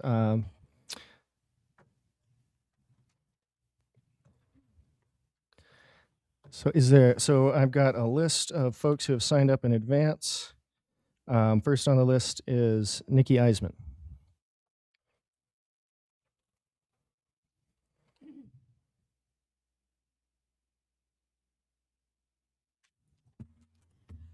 Nikki Eisman, EISE-MAN, West Fairbanks. I'm speaking in support of our existing policy and administrative regulation regarding library material collection and requests for review and reevaluation. I was a school librarian in our district for 20 years and worked in 7 different schools, working with students from preschool through high school, and it was a fabulous job. I read The Runaway Bunny to preschoolers, reminding them that no matter how far they strayed, their mother would always be there. I got to help first and second graders find their just right book, where they could put the power of their newly discovered reading skills to work. Intermediate students were captivated by Percy Jackson, and I got to steer them towards Greek mythology to enrich their experience. High school was a little different. I'd often help students find a book to read for a class assignment. Some of them arrived in the library with kind of a hangdog look because they really didn't like to read. My first question was, what was the last book you read? And often they couldn't name a book. So my next question was, can you remember a book someone read to you? And then their face would light up, and they'd tell me about a book their teacher or librarian had read to them. And very often it was Charlotte's Web, a book which allows children to experience deep and powerful feelings through the safety of literature. We had a book challenge when I worked in the Tanana Middle School library. It was Fallen Angels, a young adult novel about a Harlem teenager who volunteers for the Army when he can't afford college, and he's sent to fight in the Vietnam War. The complaint was there was too much swearing. I read the book. It was heartbreaking. But was the swearing wrong? No. It was language that was completely appropriate for an 18-year-old in the trenches of Vietnam. However, upon review, the professional library staff decided that the book was misplaced in a middle school library, and it was moved to a high school collection. The review and evaluation policy worked. Since my retirement, I've learned that the district has adopted new AR, administrative regulation, that allows for more parental involvement in their children's book selection. I'm glad that this policy has been put in place for parents wishing to limit their own children's book selection, but does not affect the overall collection development policy. And that's all I have, except to say that libraries are amazing and teachers are amazing, and we should be supporting them. So, thank you. Thank you, Ms. Heisman. Next on the list, we have April Smith. Smith, yeah, there she is.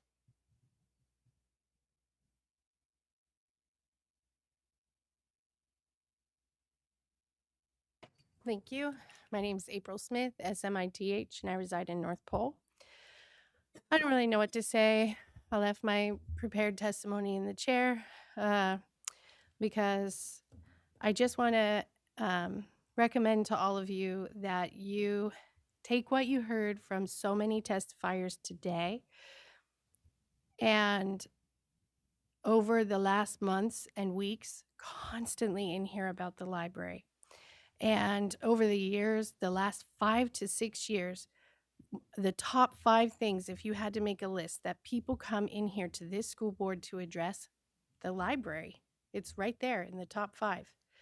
And I'm just wondering how you can, in good conscience, group in making a new library policy with a whole bunch of other stuff and just push it through.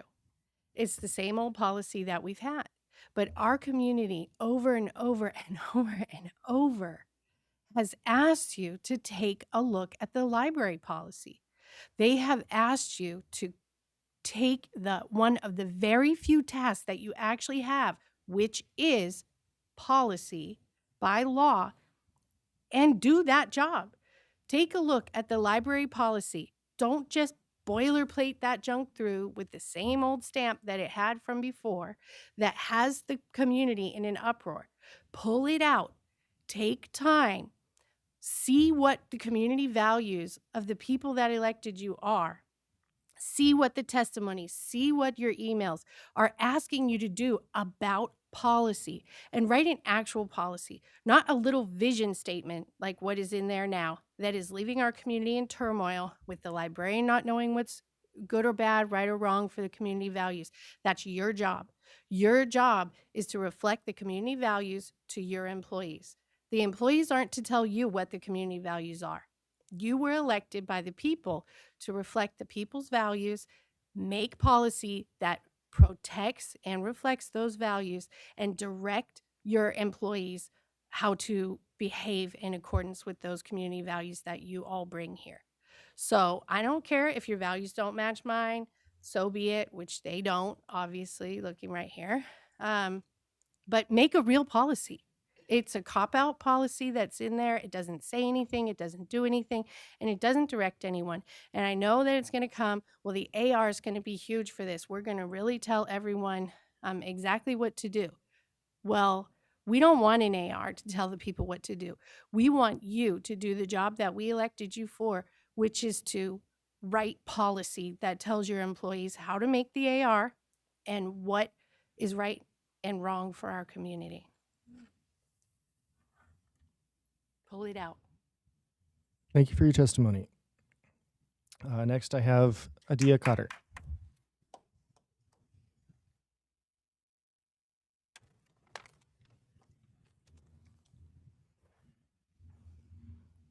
Adia Cotter, Cotter.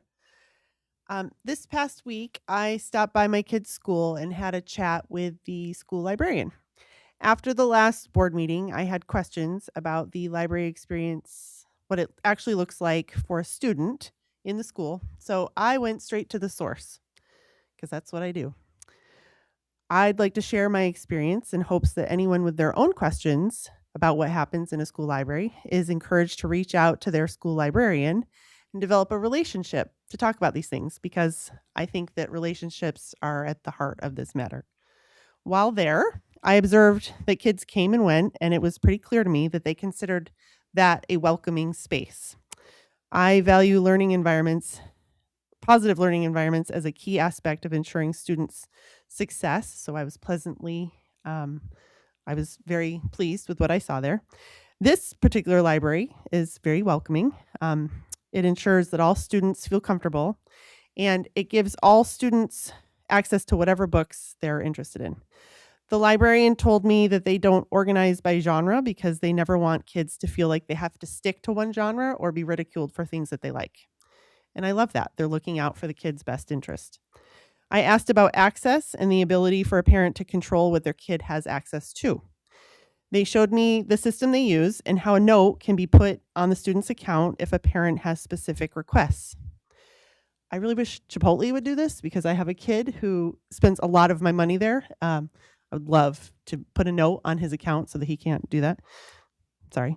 I learned that you don't need to know the title of every book or every piece of material that you don't agree with.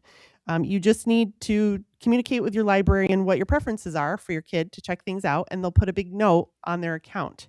When the kid comes and types in their number, that note pops up first thing.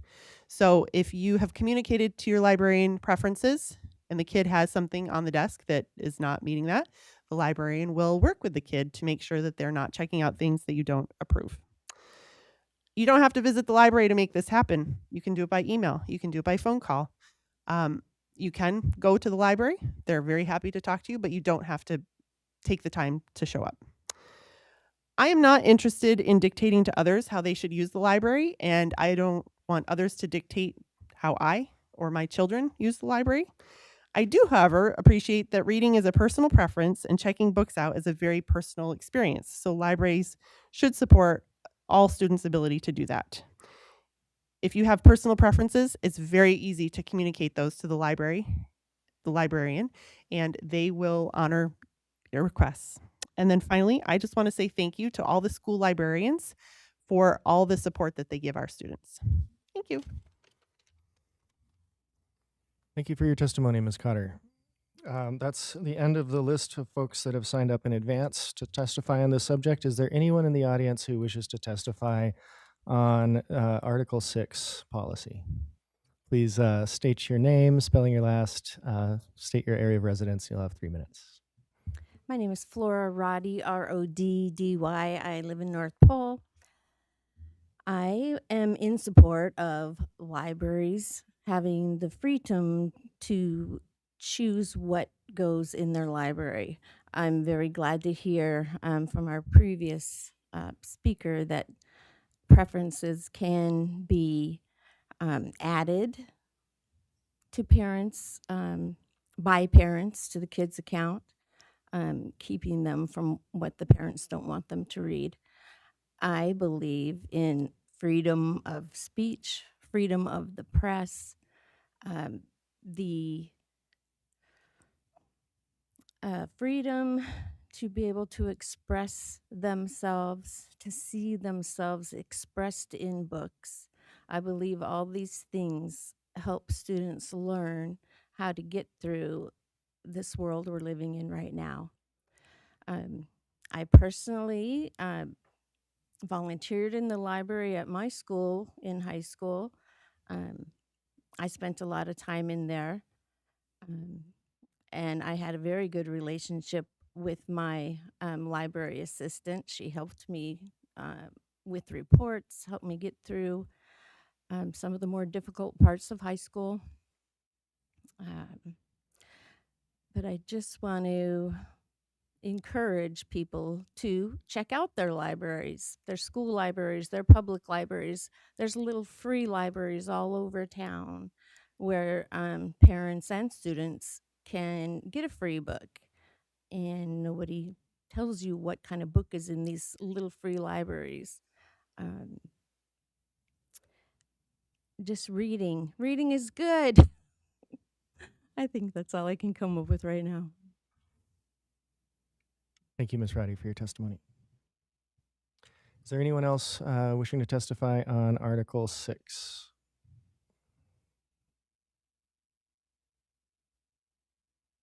Good evening, School Board. Richard Ide here, EIDE North Pole. So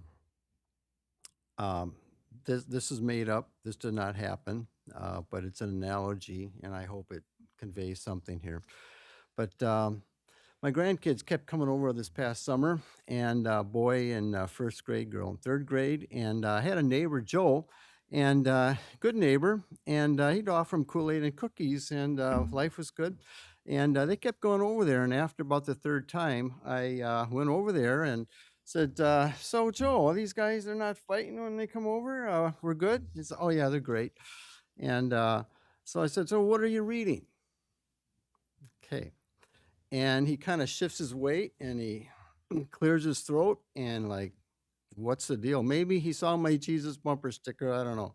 But I look over there on the couch, and I'm reading Mark Twain. And I see on the couch, there's Heather Has Two Mommies. And suddenly red flags are going up everywhere. Okay. Now, what's this guy's agenda? And I talked to the kids some more after that. And no, he's reading other books, and they're sexual in nature, just to be honest there. And I'm thinking, what's on his computer? I mean, does this guy's wife know what's going on at all? I mean, all these things are popping up. I mean, something's going on here. But this is an analogy of somebody that I thought I knew, and that has other ideas on what kids need to know. I mean, this could be a teacher, a librarian, this could be the school board. Um, it matters. I want to know what type of people choose to expose kids to this type of material. People that you thought you knew, you trusted, that like it could be teachers. Bottom line is, what is the agenda of people who approve and present these materials? And it, I just think it paints a dark picture that I don't know why any. One more thing, and that is, how do you determine which books stay or go? If there is any part of any book in this school district that I can't sit here and read and people would not get uncomfortable with, that book doesn't belong. For example, Looking for Alaska. This is just one sentence on page 143, and I never talk this way. Anybody who knows me knows I do not speak this way, but don't look in my ass, she said. And so I looked at her ass, spreading out wide from her thin waist. Thank you for your testimony, Mr. Hyde. That's got to stop. Thank you.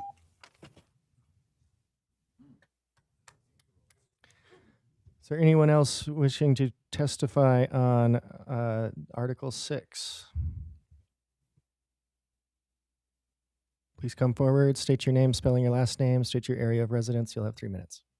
Hi, my name is Kelly Barker, Barker, and I live out in Two Rivers. I sent an email today because I wasn't sure that I would be able to be here tonight. So since I am here, I'm going to read it aloud for everyone. I'm here today in support of our school libraries and the wonderful librarians that run them with such care. For many kids, the school library might be their first or even only library experiences. The library staff that I have the pleasure to know put such thought into what fills the shelves. They order books knowing it might grab the attention of a kid struggling with their parents' divorce and help them feel less alone in that experience. The teen needing to see themselves reflected in a coming-of-age story. The elementary school student that needs to experience how fun learning to read can be. They curate not only a space filled with books, but all sorts of media, allowing our kids a space to explore the world and themselves. And this is invaluable. In addition, when I was in school, the libraries were often havens for many of us. They gave us a place to belong, to gather, to be seen and heard. They held space for the literary magazine staff to work, the environmental club to gather and plan, book clubs to hold discussion, and D&D groups to play. For whatever reasons, the librarians tended to have a knack for welcoming, knowing how to talk to our young people, and create welcoming spaces. I know that this is still the case today, and it's valued more than ever. The district policies and procedures that are in place allow our librarians to use their education, expertise, and awareness of their audiences to choose media that will best serve their students. I appreciate all the time and care that they put into this job. It's a lot of work, and the benefits to our children are enormous. Parents have the opportunity to restrict what their child can check out based on author, specific titles, or subjects. Policies are already in place to respect each family's boundaries. Thank you for letting me speak today and for all that you do. Thank you for your testimony, Ms. Barker. Anyone else who would like to testify on Article 6? Ms. Peterson.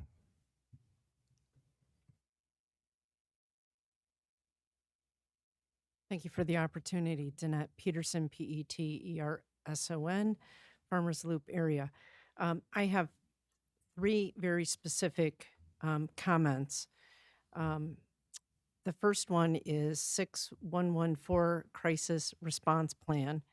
The very first paragraph, and I'll quote the sentence: "The superintendent or designee shall develop and maintain a crisis response plan for handling all foreseeable emergencies and disasters and communicating with parents/guardians during a crisis." I'm sure it's a mere oversight, but staff was left out of that. And often, just because of our fast-paced ways of communicating and technology, it often feels like students know before staff when a crisis is happening. And sometimes it's parents that are also educators in buildings that find out before other staff people. So if we could just make sure that that language reflects that staff also need to be communicated with during a crisis. The second one is 6171 Title I programs. Toward the bottom, it talks about the district providing services that are substantially comparable, whether or not they are Title I. It is absolutely a lofty goal and one that I totally support. However, the reality is that many of our non-Title I buildings feel very short-staffed, especially with the closure and right-sizing of various schools. Principals that don't have Title I designation find that, in particular, their classified staff make it difficult for them to cover recess duty and such. So I'm not requesting a language change, but just providing that background to keep in mind. And the last one is 6182 correspondent study programs. And this is the fourth item under students enrolled at BEST may also enroll in classes at their attendance area schools. Again, supportive of that, but just wanting to make sure that that is not at the expense of students that are already enrolled in those brick and mortar schools, and providing counselors the opportunity to schedule students at our brick and mortar high schools so that they aren't forced into e-learning programs or other courses that don't really align with their learning styles. Thank you. Thank you for your testimony, Ms. Peterson. Anyone else wishing to testify on Article 6? Ms. McBride, please come forward, state your name, spelling your last, state your area of residence. You'll have 3 minutes. Gail McBride with Moms for Liberty, MCBRIDE from Fairbanks. I think the first thing I'd like to say is we're not here advocating for the closure of libraries. We love reading, we love libraries, but we love children. And that's what we're here to do. From some information from the state of Utah, there's so many things I'd like to say, but can't get them in 3 minutes. A 2014 study found that increased pornography use is linked to decreased brain matter, which results in decreased motivation and decision-making skills, impaired impulse control, and desensitization to sexual reward.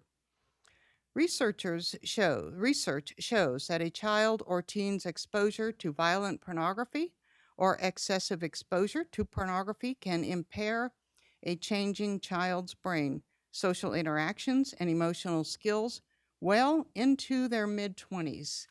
The studies are abundant, so this is not something that that's a mystery to anyone.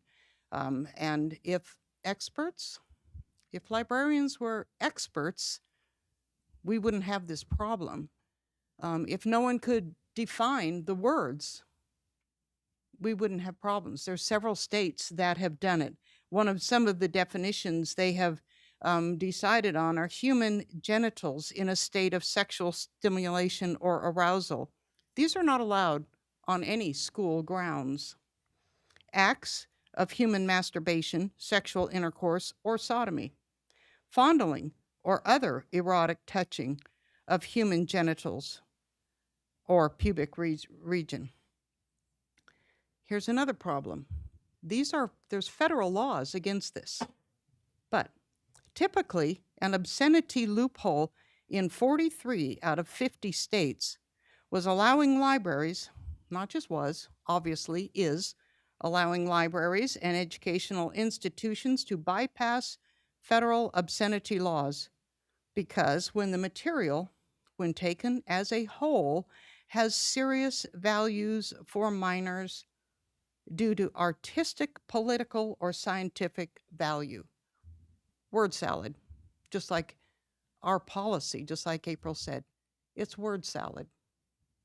It can mean anything to whoever is deciding it, so it's completely ineffective. That's what our robust policy is, ineffective. I could go on and on, I'm sure, but I would like to make one quote from a wise man, King Solomon. He said, dead flies make even the perfumer's oil stink. And there's a stench. There is a stench in the wonderful place of libraries and reading. Thank you for your testimony, Ms. McBride. Anyone else wishing to testify on Article 6? Please come forward, state your name, spelling your last, state your general area of residence, and you'll have 3 minutes. Hi, guys. My name's Ruben McNeil, McNeill. I live in Chino Ridge area. And I'm going to kind of shoot from the hip. It's kind of my style. You know, I don't have kids. I'm going to kind of reiterate some of the stuff I testified about 2 weeks ago, but I don't have kids in the school district. I'm interested in this subject because it concerns me, and it should concern you guys. You know, I've listened to some of the testimony for and against this administrative library policy, and then I hear people come up and read this garbage that April gave me. She gave me 3 books here that are in the libraries. One's called Genderqueer, one's called Flamer, and another one is called Push. And there's comic pictures of explicit sexual acts in these books that are accessible on the library floors in these libraries. And there's people on the board and people in the audience that are perfectly happy with kids possibly stumbling across this. And their defense is that I trust the library and the librarians to review and select these books and manage these books with an opt-out policy by the parents. And seems like that puts a lot of work on the parents to know what is in the library to specifically opt out. Now, the lady did testify earlier about the actual process, and that is interesting. I mean, I guess parents can go in and say, I don't want my students accessing this type, and maybe there is a system for limiting exposure to those books based on that opt-out policy. But I actually had a solution last time that I think should get some more traction, or at least justify a working group or something. I actually suggested an opt-in policy, is identifying these materials, these objectionable, obscene, sexually explicit materials, pornographic in nature, identifying these books. That's what we hire you guys to do. That's what librarians are supposed to do. Sequester them out of the public access and then have parents opt in to these books. I think that's very reasonable. I don't think that's gonna break any budget for the school board. But I certainly believe that we should have this discussion more in depth and really look at this policy, review this policy before we just rubber stamp it going forward and re-upping it for another round. I think it's fair. I'm not for banning books. I'm a freedom guy. Anybody knows me knows this. I believe that we can massage both sides of this issue, and I'm an advocate for that. And I've emailed all you guys my suggestion, and that's all I wanted to say. So thank you. Thank you for your testimony. Anyone else wishing to testify on this agenda item, Article 6, policy? Please state your name, spelling your last name, state your area of residence. You'll have 3 minutes. My name is Barbara Tyndall, Tyndall. I live in North Pole. And I just kind of wanted to reiterate something that Ms. McBride said, that we are not against libraries. I moved to Alaska at the age of 10 in 1958. I was in Juneau for the statehood parade, and they had built a little library up there, and I have so many good memories of walking up there in school and checking out Nancy Drew books or whatever was there. And I love reading. I raised my children reading to them. I was a teacher, and I took my students to libraries. And I hate to think that we have gone down to such a point that the things that I have listened to tonight, the things that I have been shown that is in our libraries, they're in there. People have found them. They're there. And I love Ruben's idea of just putting those aside and letting people opt in, give people that option. And I also, I want to say, did I say it? I'm speaking for myself, not for any organization, and I will say that now, that we love libraries, we love reading, we love literature, but some of this stuff just is not appropriate for children. And I would like to think that if I'm sending my child to a school, they're safe there in every way possible. We have a lot of things to look at in the realm of teaching and schools. And you guys should be reaching for the highest standards, even above and beyond maybe what some people might think, because you are reaching a broad spectrum of people, and you need to protect those ones that really care about what their children are observing. And I think that's most parents. I really do. And parents, we don't feed them. We don't feed them this garbage at the table. I did not read those or go look for those things. I remember my children in Anchorage years ago finding some sort of magazine somewhere out in a field or something around the place where we lived, and being pretty upset about that, being very traumatized by it. They were all different ages. I had 5 of them.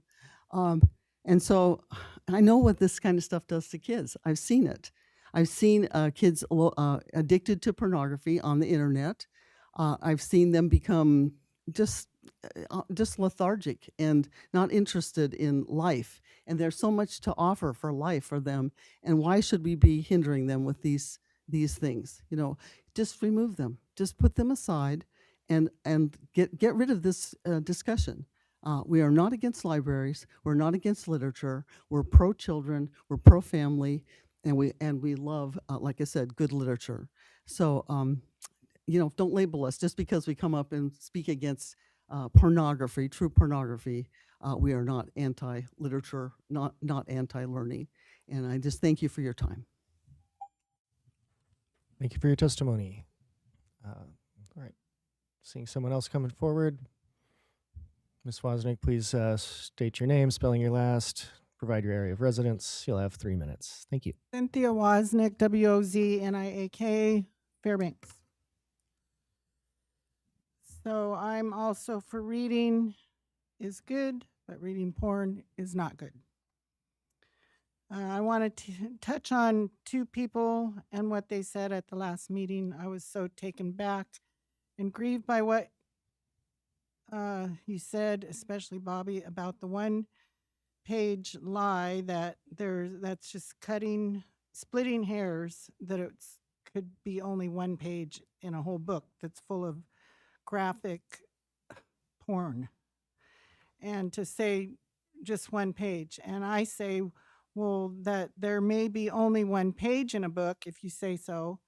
And I would say, well, even if is only 1 page, is that okay? No, it is not. And these many books are very graphic and all throughout each book. And the worst part and lie you brought to the table, the kicker of all, that you had to say about porn in the kids' paths and in their supposed to be safe place of being educated with reading, writing, arithmetic, etc., was that porn is therapy for them. And if your conscience is that seared to really believe that, to think and believe that this perverse sexual content is therapy for anybody, much less children, then we should ask for your resignation now. You should not be around children at all with such a role model as this that you believe is okay and are standing for. I know, and then the next one is Miss Megan. I know your sphere or your job is finances, and I'm sure you're very excellent at it.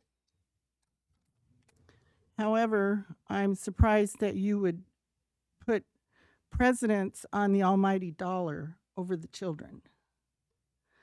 I know about the Matsu Valley and and all that, the books and whatnot, and the 6 or 7 that got put back and they got sued. But the welfare and safety of the kids, and so many kids to boot, and that you are willing to jeopardize your own kids to this ever crossing their paths, heaven forbid, if they ever have to run across any of these vile graphic images that their own mother is allowing in and not voting against, all in the name of Morgan. Sorry, I stand corrected. I looked up pedophilia, sexual feelings directed towards Thank you for your children. testimony, Ms. Wesnick. Why are some of you on this school board? Thank you for your testimony.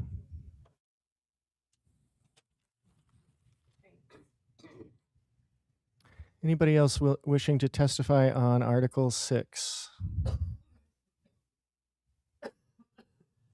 All right, seeing none, we're going to take a 5-minute recess to allow administration to get set up.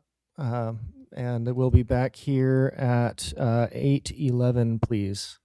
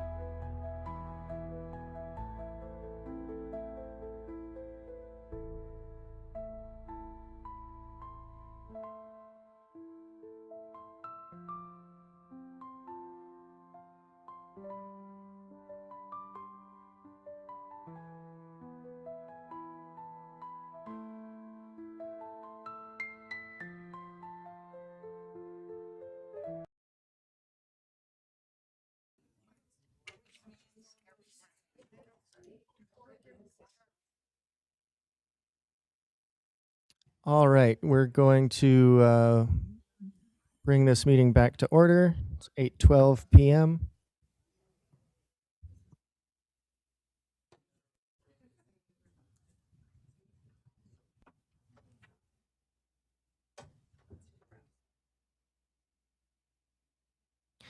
All right, we are back, and we are on our agenda item on Article 6, Instruction, BP 6114 and BP 6161.1 through BP 6190.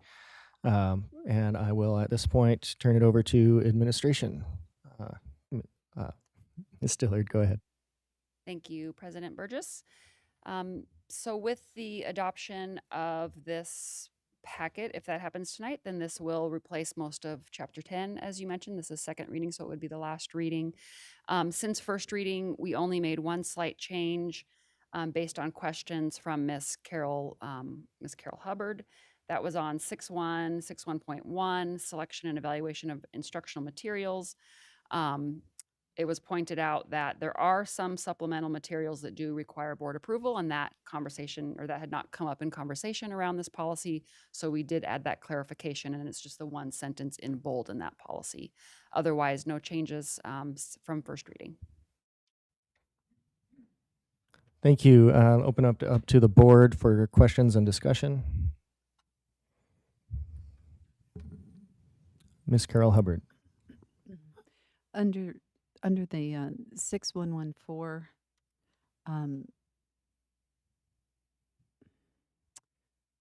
was it Miss Peterson who suggested that we add staff? Is that does that seem like a reasonable suggestion to the administration? Absolutely, we'd be supportive of that. Ms. Julian.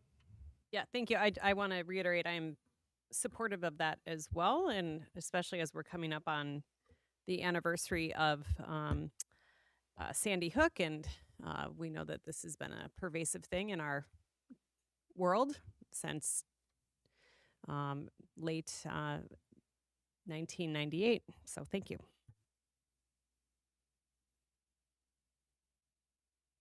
And I also agree with that. I would suggest that we, while we're at it, go ahead and change parents, guardians to families, if the administration is amenable to that, so that the last sentence would read, the last part of that sentence would read, communicating with families and staff during a crisis. That's my suggestion. There is not a motion to amend on the floor yet. So I'd be looking for that motion. Ms. Julian?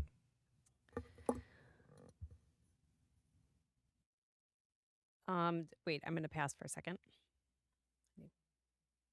Mr. Doran? Can I ask for clarification? So what you're adding, are you changing parents and guardians to families, or you're adding families? That my suggestion would be to change it to families, from parents/guardians to families. If I might then, I do have a concern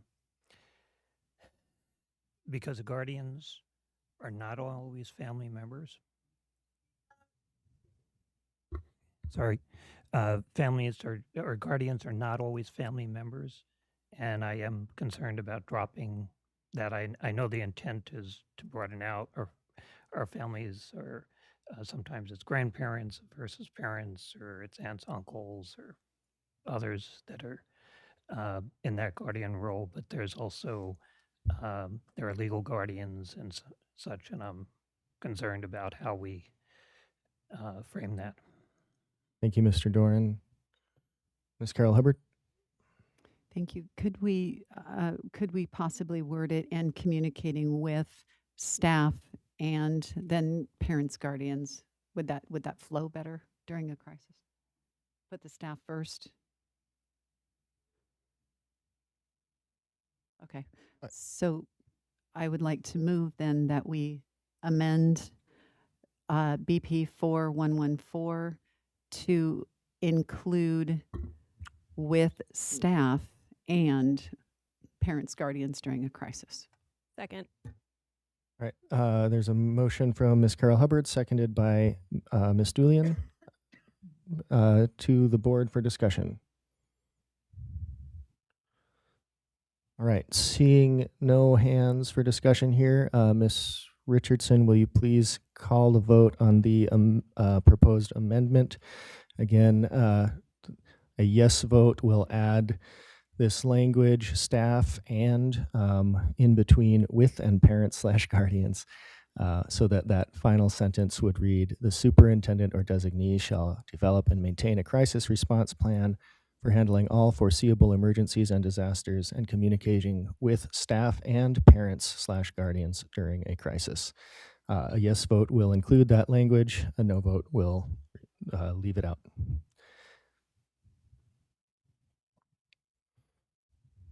Miss Charlie? Yes. Mr. Wade? Yes. Colonel Foster? Yes. Colonel Campbell? Yes. Miss Carol Hubbard? Yes. Mr. Doran? Yes. Miss Hewitt? Yes. Miss Maple? Yes. Mrs. Hull? Yes. Miss Julian? Yes. Mr. Burgess? Yes. Thank you. Motion carried. Thank you. All right, that brings us back to the main motion, to the board.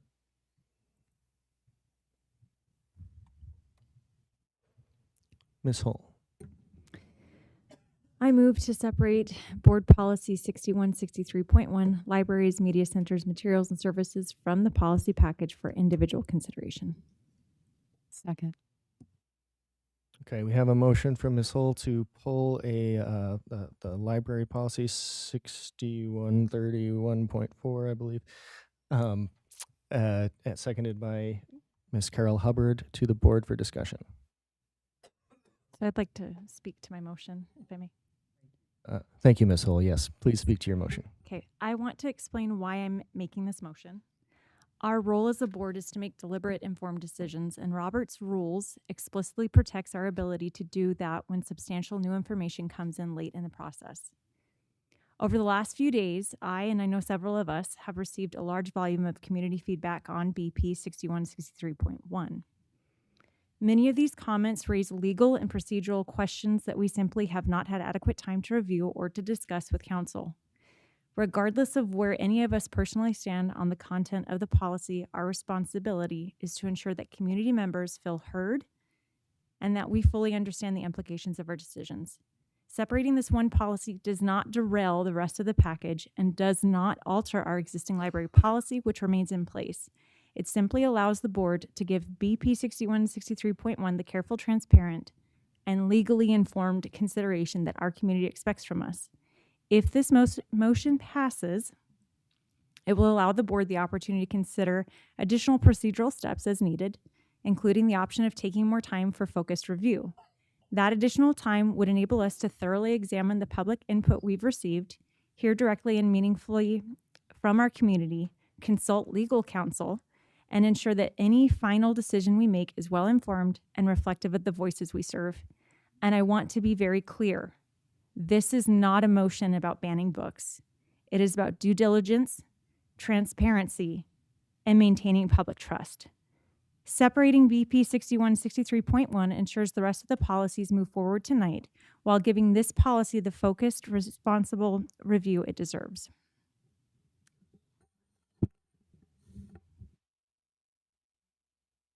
To the board, we have Ms. Maple. I respectfully disagree with the reasoning for polling. I think that we have a policy in place that has been well vetted, that I don't believe any new information has come forward. I believe this is information that we've heard before on every end of the conversation. And I strongly believe that regardless of the intention of pulling the one specific policy, I fear the actual impact is further creating an environment in our schools that puts a target on our librarians, that puts a target on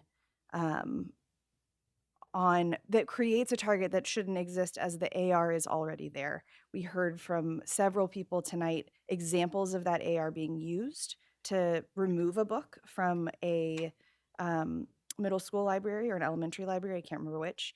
And we also heard from a parent that went and walked through the process in person to figure out just how simple the process is to use the current policy that's in place to keep anything that they might choose to away from their kid. And they did clarify that that does not mean needing a list of books. It means having a conversation about topics you might not want your kid exposed to. We also heard, and I also at the recess, learned that even just posing those questions to a librarian put that librarian on edge. And I've heard that from other librarians in the district, that we heard it in public testimony tonight, that there's such a fear of being targeted. And I think that this just creates a platform to do that when it's working and exactly as intended. And the books that folks have problems with, parents are welcome to challenge those if they feel like they shouldn't be in the school district. And we have a policy in place, an AR that follows it, to fully evaluate whether or not those books should be there. I think it is belaboring something that has already been belabored enough.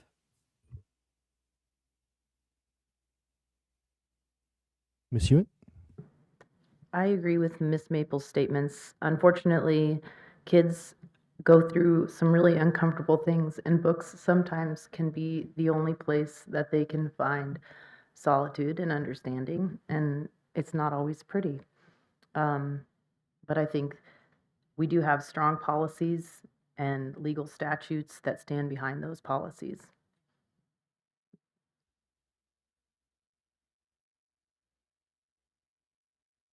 Anything else from the board on the amendment? Ms. Carol Hubbard.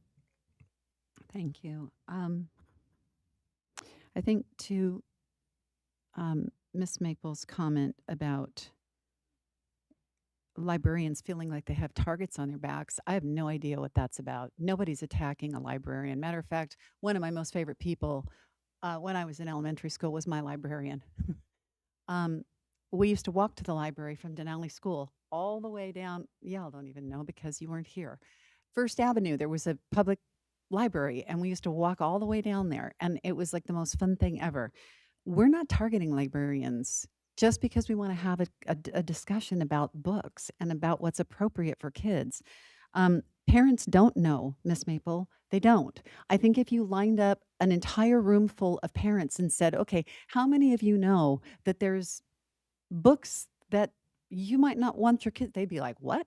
Because 90% of the parents don't know. It's just like voting. How many people showed up to vote? Nobody. We've got this huge borough and nobody shows up to vote. How can we possibly think that all parents understand what books are in the library? We have to have some safety measures. And I said this the last time. If there's a child in a class that has a peanut allergy, the rule is no peanut butter cookies, no peanuts, no peanut butter and jelly sandwiches, because we don't want that could be a deadly thing, right?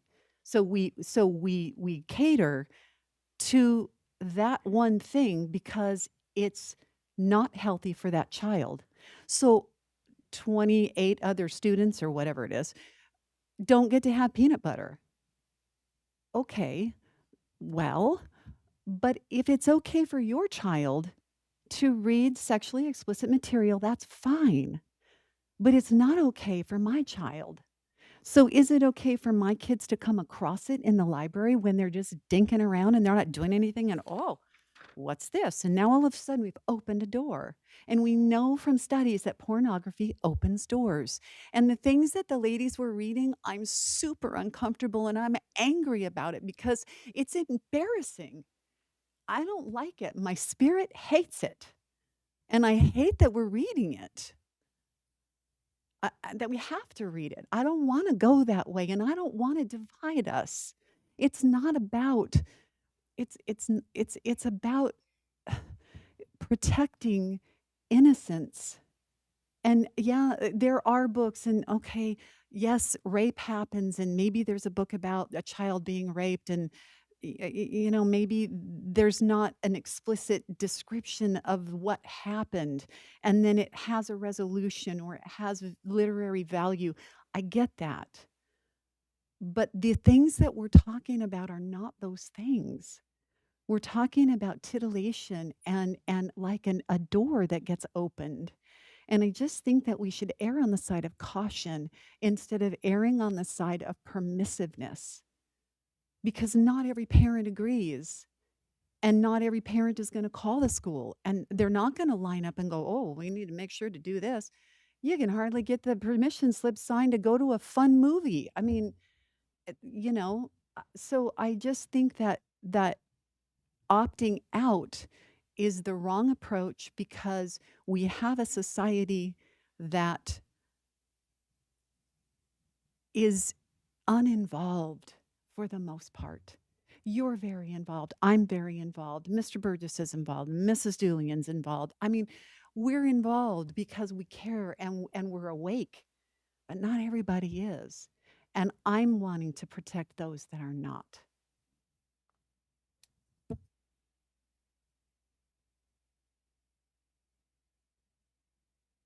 Mr. Wade. Through the chair to the board, if it were to be taken out of the package, what recommended amendments or information would you be looking to add to the policy relevant? To the maker of the motion, Ms. Hull. I was just going to say, I think that's a point of order because we have a motion on the table, so we wouldn't be talking about any further motions at this point.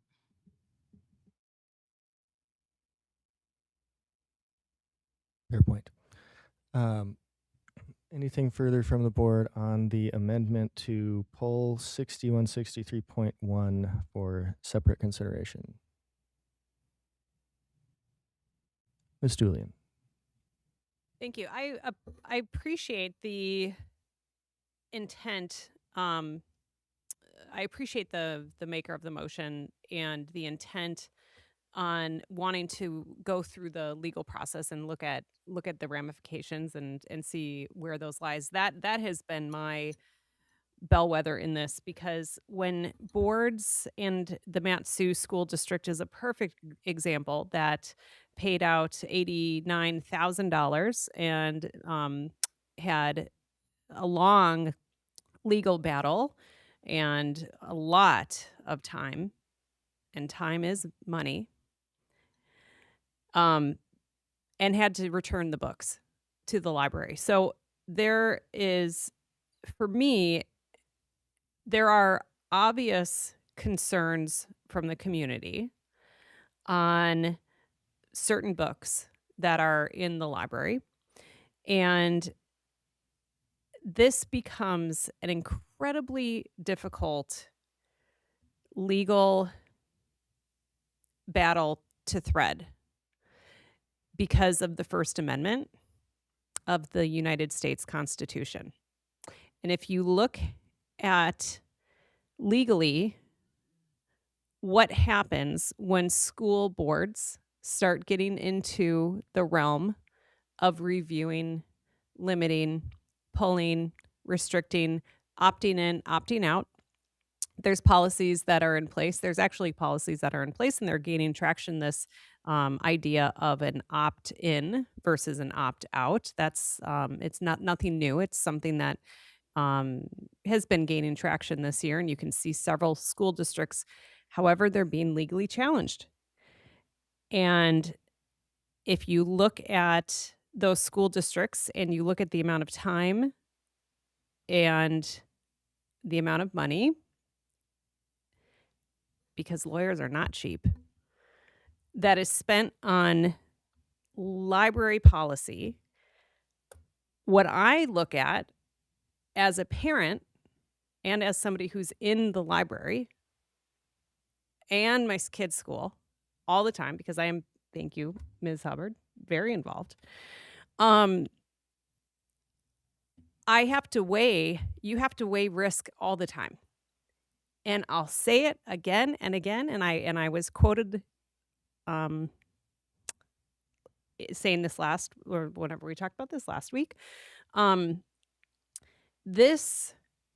The fire, there is, we have in our culture sexualized beyond what's appropriate. The culprit, and you know what I'm going to do? It's here. It's here. It is here.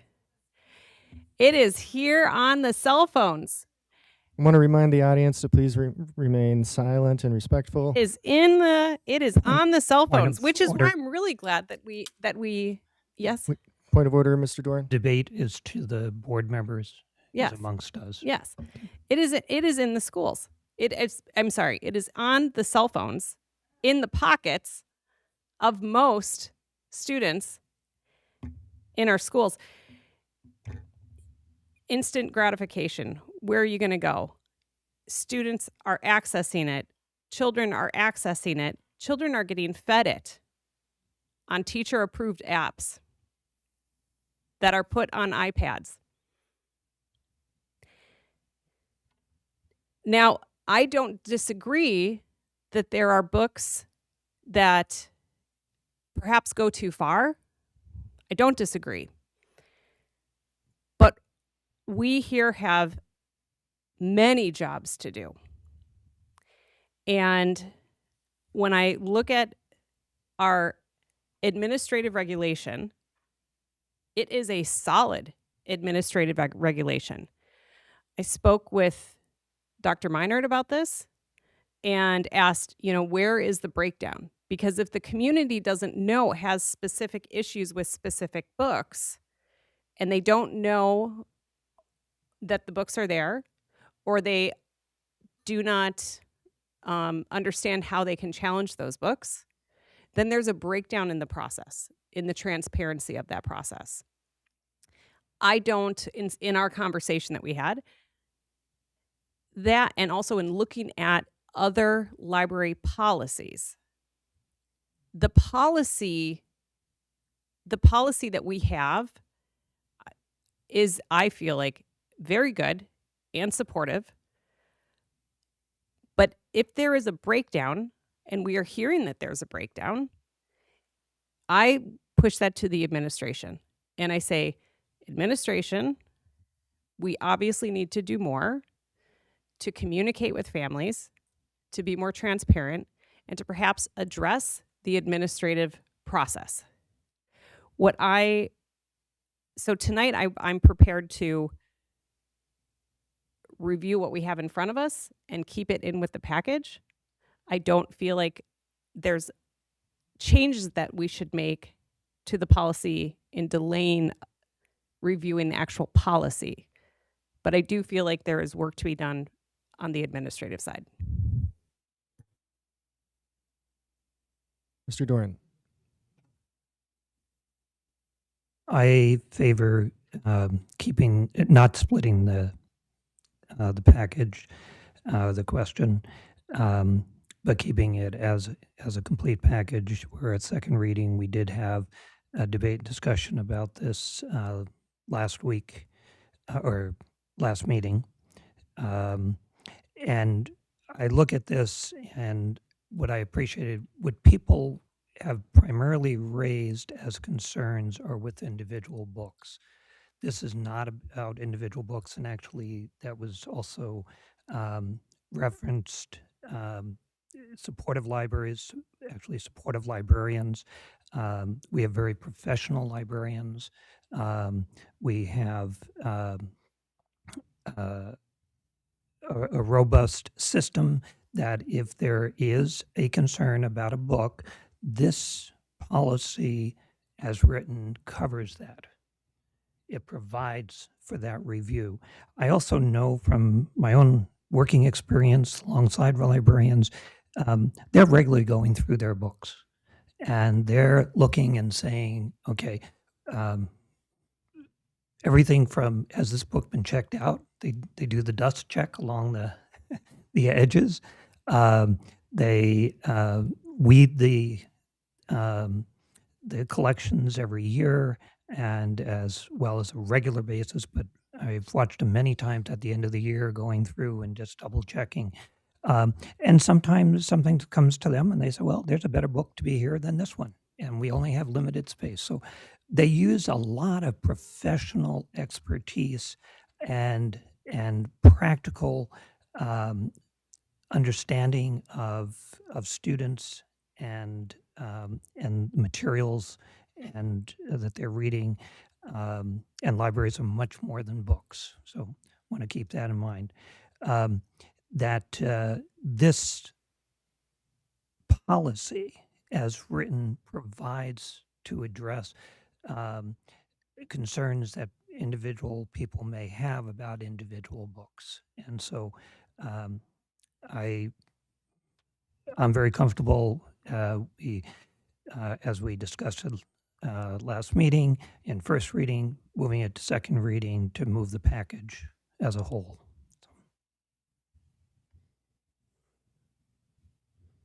Anything additional from the board on the amendment?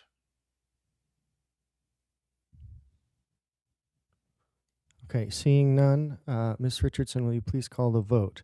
A yes vote will remove Board Policy 6163.1 from consideration with the rest of this package. No vote will leave it in the package. Colonel Campbell, Yes. Miss Charlie, No. Mr. Wade, No. Colonel Foster, Yes. Miss Dulian, No. Miss Carol Hubbard, Yes. Mr. Doran, No. Miss Hewitt, No. Miss Maple, No. Mrs. Hull, Yes. Mr. Burgess. No. Thank you. Motion failed. Thank you. That brings us back to the main motion, and I have Mr. Wade. Seeking chair approval to make an amendment.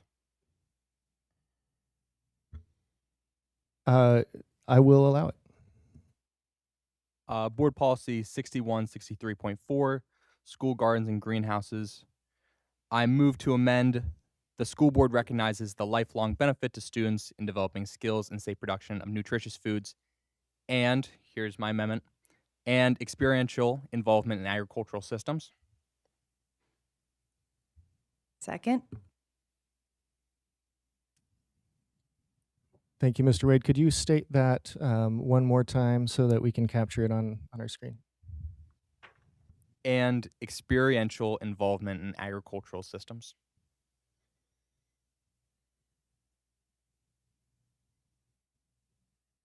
Last word one more time. Systems. Yeah. Yeah. Thank you, Mr. Wade. So we have a motion from Mr. Wade, seconded by Ms. Maple. Mr. Wade, to your motion. I think it's important to not only talk about the safe production of nutritious foods and agriculture, but also to recognize how precious and needed experiential involvement in agricultural systems is, knowing where our food comes from and how it got to our plate. Okay, board, Mr. Dorn. Speak in favor of this, perhaps especially because over the years as I've visited North Pole High, I've seen evidence of this opportunity. We do also, I believe, at least, I'm not sure of currently, but we've had FFAs, Future Farmers of America, which provides some of those experiential things. There's a growing interest in agriculture, just in terms of community. A major part of our community in recent weeks and months have been talking about their agricultural aspects of their community, et cetera. So I'm very much in favor, and I think it's a good addition. Thank you. Anything else from the board on this amendment?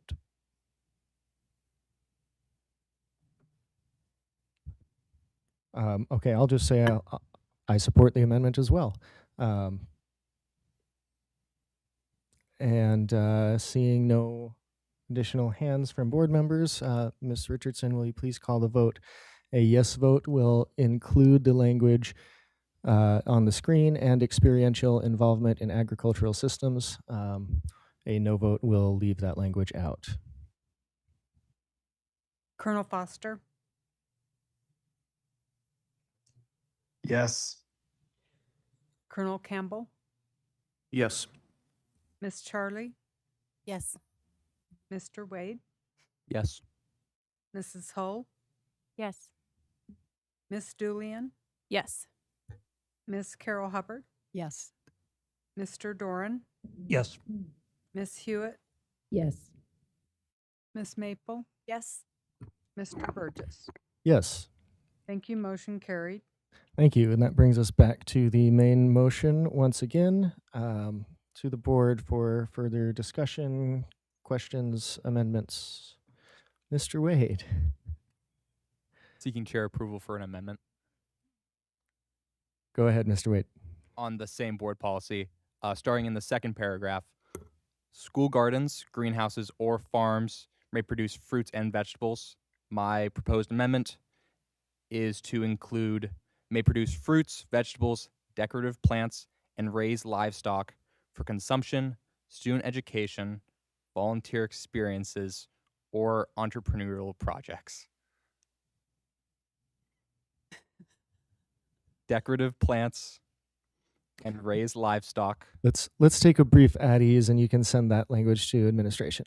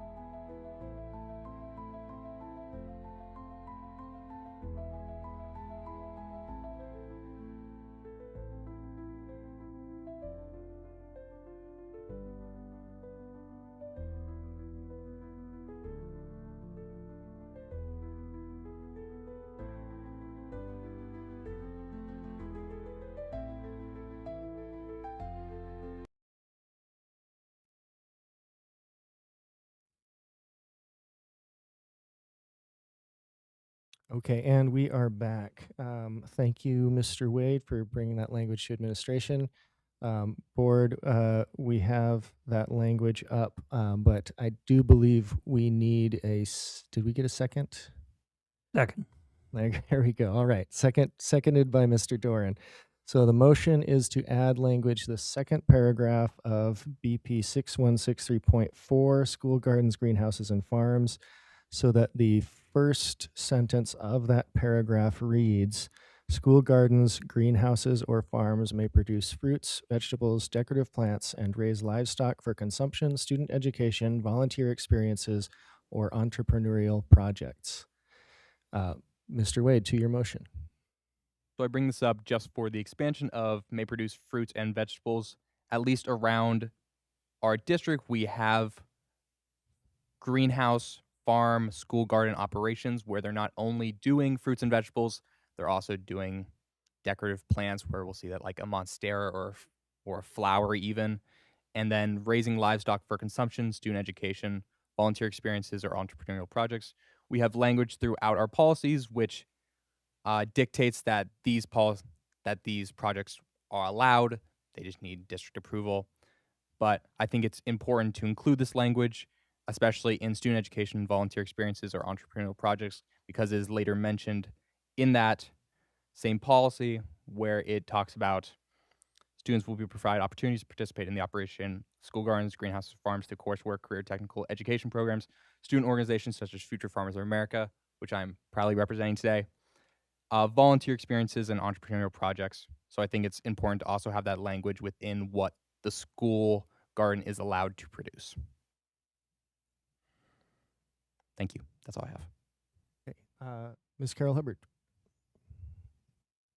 Through the chair, can I ask Mr. Wade a question? Go ahead, Ms. Carol Okay. Hubbard. On the next line after your insert, is it your intent to have it say that the district's meal and snack programs may make this or these products available for student consumption? Would that be the intent? No, because then that would also include decorative plants, and also all of these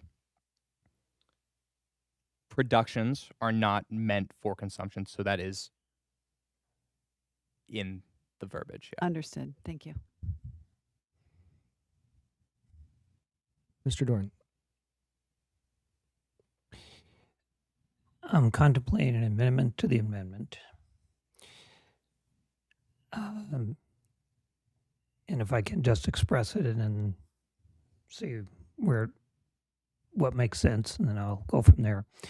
Well, Mike, the way it's written, the amendment is written with the word "or," addresses my concern about decorative plants. My concern is in the following sentence, and I'm actually debating between just deleting that because it already talks about consumption as one of the choices that could be used, and arguably decorative plants might not be used for that, but there are 3 other things that they could be used for. I like the idea where they're specifying that the district meal program, but I think we're covered in other policy areas and ARs that our district nutrition program does, work to use local produce. So as I talk through it, I'm going to move to amend the amendment by deleting that sentence, the district's meal and snack programs may make the produce available for student consumption. And then I can address it if it gets a second. Second. The amendment to the amendment has been seconded by Ms. Maple. Mr. Dorn. Okay.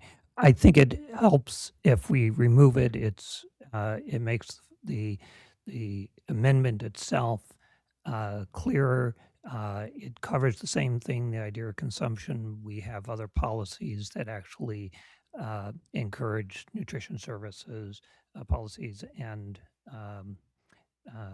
ARs, encouraging them to use local produce. So I think that's well covered, and it reduces the redundancy that otherwise would exist in this paragraph. Mr. Wade. I would be more in favor of removing the simple word of consumption from my original amendment over removing the entirety of the district's meal and snack programs may make this produce available for student consumption. Because I know, at least in my own like hydroponic facility out in North Pole, that's verbiage that I used very specifically to know that this is available to be given to students through our nutritional services. So I would say, if we are looking at redundancy, I think removing consumption from the original amendment is more productive than removing the second statement, because then you would need to, I don't know, remove the rest of that paragraph as well, because the rest of that paragraph relies on the sentence of the district's meal and snack programs may make this produce available for student consumption to the extent production exceeds needs of students, the excess produce may be sold. So I would be more in favor of removing the word consumption rather than that second sentence. Thank you. Mr. Dorn. Okay. Point of order, first of all, that would be an amendment. That would be a third amendment, so it would be out of order at this particular time. But in terms of, if I can, through the chair, to Mr. Wade's concern on that, of the amendment to the amendment, is that the wordage in that second sentence would have to be changed no matter what, because decorative plants changes the use of the produce. So I think that I like that you included consumption in the original amendment, and this is to the amendment to the amendment, because why I'm making the amendment to the amendment is I think he covered that nicely, that there are several options there, and then they could be addressed and used appropriately, whatever is grown. So I would stand with the amendment to the amendment, deleting that second sentence. Ms. Maple. If I could just request to my fellow board members that this is our second reading. We've had a work session, a first reading, and we're at second. And unless we're making amendments that really change the content and the way that a policy would be carried out, that we keep them to a minimum. And also, I move to suspend the rules.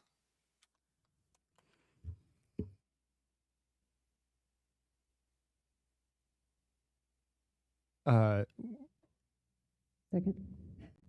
Thank you. Without objection, the rules are suspended so that we can finish our business. And for the listening public, what just happened is that we normally adjourn at 9 p.m. unless there is a motion to suspend the rules so that we can continue our business, which almost always happens. Thank you, Ms. Maple. So rules are suspended. To the amendment to the amendment, any other comments or discussion from the board? Okay, I'm going to speak against the amendment to the amendment. I agree with Mr. Wade that that paragraph does depend on that sentence. And I think that if we vote it down, there might be another amendment that can be made to clarify things. Seeing nothing else, Ms. Charlie. Maybe if we, for the second amendment, just delete the last word consumption, and it gives priority to the students, but also just lists produce, but not the livestock. So maybe the district's meal and snack program may make the produce/livestock available for students, period. And then it's not redundant. Thank you. So appreciate the comments. We do need to vote on the amendment to the amendment before we make any additional changes. So let's go ahead and Ms. Richardson, if you can call the vote. This is a vote on the amendment to Mr. Wade's amendment that would remove the sentence that reads, "The district's meal and snack program may make this produce available for student consumption." Would still add the language that Mr. Wade included, but it would remove this next sentence. That's a yes vote. A no vote leaves that language in the amendment. Ms. Richardson. Mr. Wade, No. Colonel Foster, No. Colonel Campbell, No. Miss Charlie, No. Mr. Doran, Yes. Miss Hewitt, No. Miss Maple, No. Mrs. Hull, No. Miss Julian, No. Miss Carol Hubbard, No. Mr. Burgess. No. Thank you. Motion failed. Okay, that brings us back to the amendment, which is on the screen there. Any further discussion, questions, suggested amendments? Ms. Hewitt. I'd like to propose an amendment to the amendment to add, just instead of decorative plants, just plants, all plants, to include like shrubs and trees. Or I guess we could also, sorry, I'm working this out in my head. I think it's important that we include all aspects of agriculture, including agroforestry. I think it's important.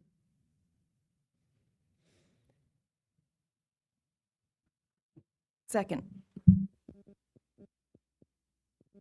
Okay, motion was made to remove the word decorative from this amendment, seconded by Ms. Maple. Ms. Hewitt, to your motion,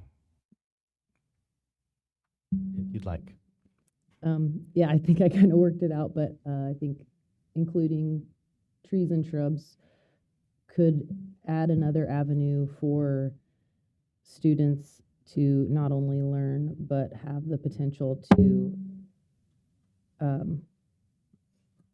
utilize those entrepreneurial projects as well. Mr. Wade. I'll kind of speak against this one, unfortunately, despite I myself loving agroforestry. I think decorative plants covers it, as well as fruits and vegetables. Decorative has a lot of different definitions. I think I only added that adjective in there for the purpose of, well, there's a lot of different plants that you could grow that would not be permissible in school. So that's why I added the word decorative in there, because I feel like if we are looking at agroforestry, that could fall under fruits, that could fall under decorative plants. So that's my main concern. But I like the idea. I really do like the idea. Mr. Doran. I'd like to speak in favor of the amendment to the amendment. By deleting the word decorative, this does address some of my concerns, because many decorative plants are not edible. They can actually be toxic. And by taking that out, it gives the focus, broadens it out in some ways in plants, whatever might be grown. It still fits in the agricultural piece. And We call the question.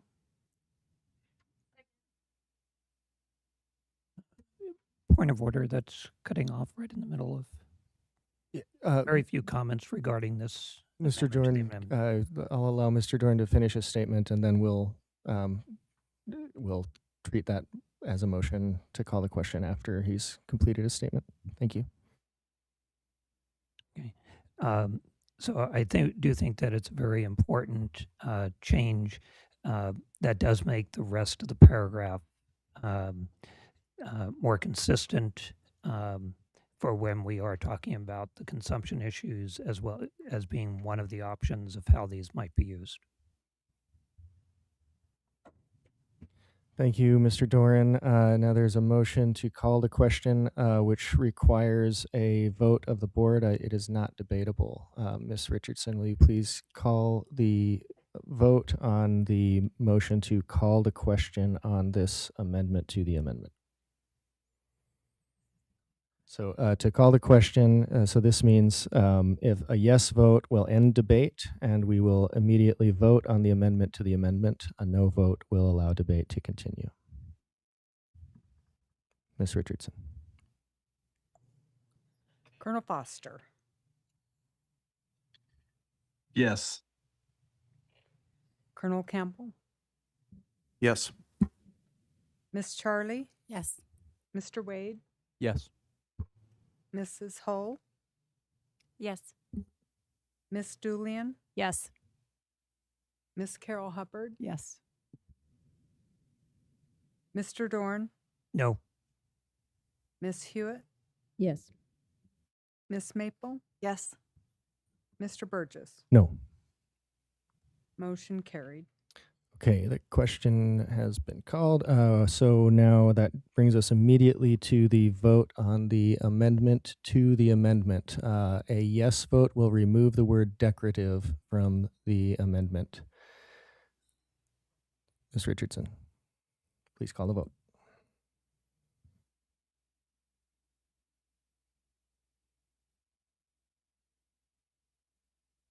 Colonel Campbell, Yes. Miss Charlie, No.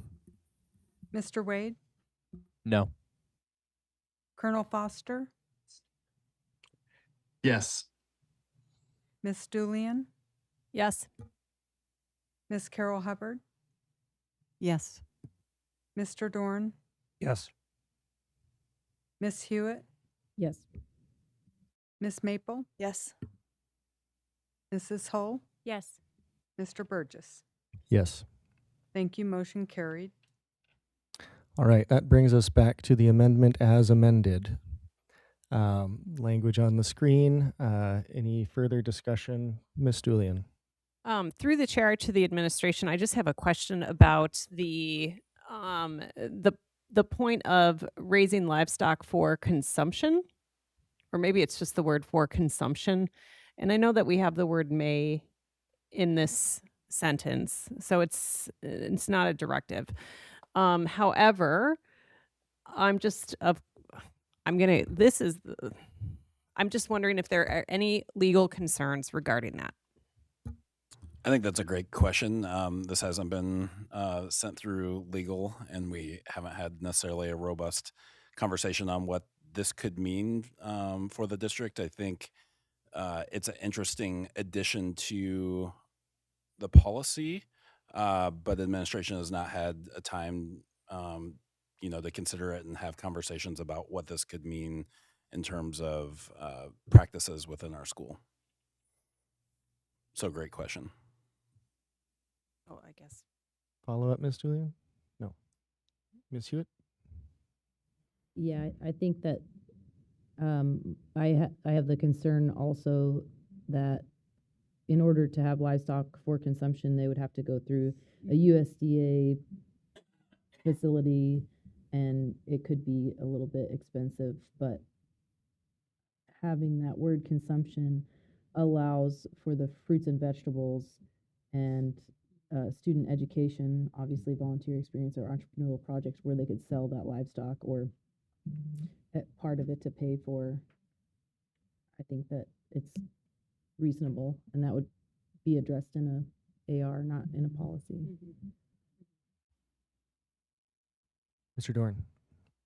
Through the chair to the administration for just clarity, if I understand correctly, any use of local fruits, vegetables, or other products, meat that might be donated or such, whether it's livestock or wild game or anything, those are all, as far as the district nutrition plan, those are already governed by procedures and guidelines.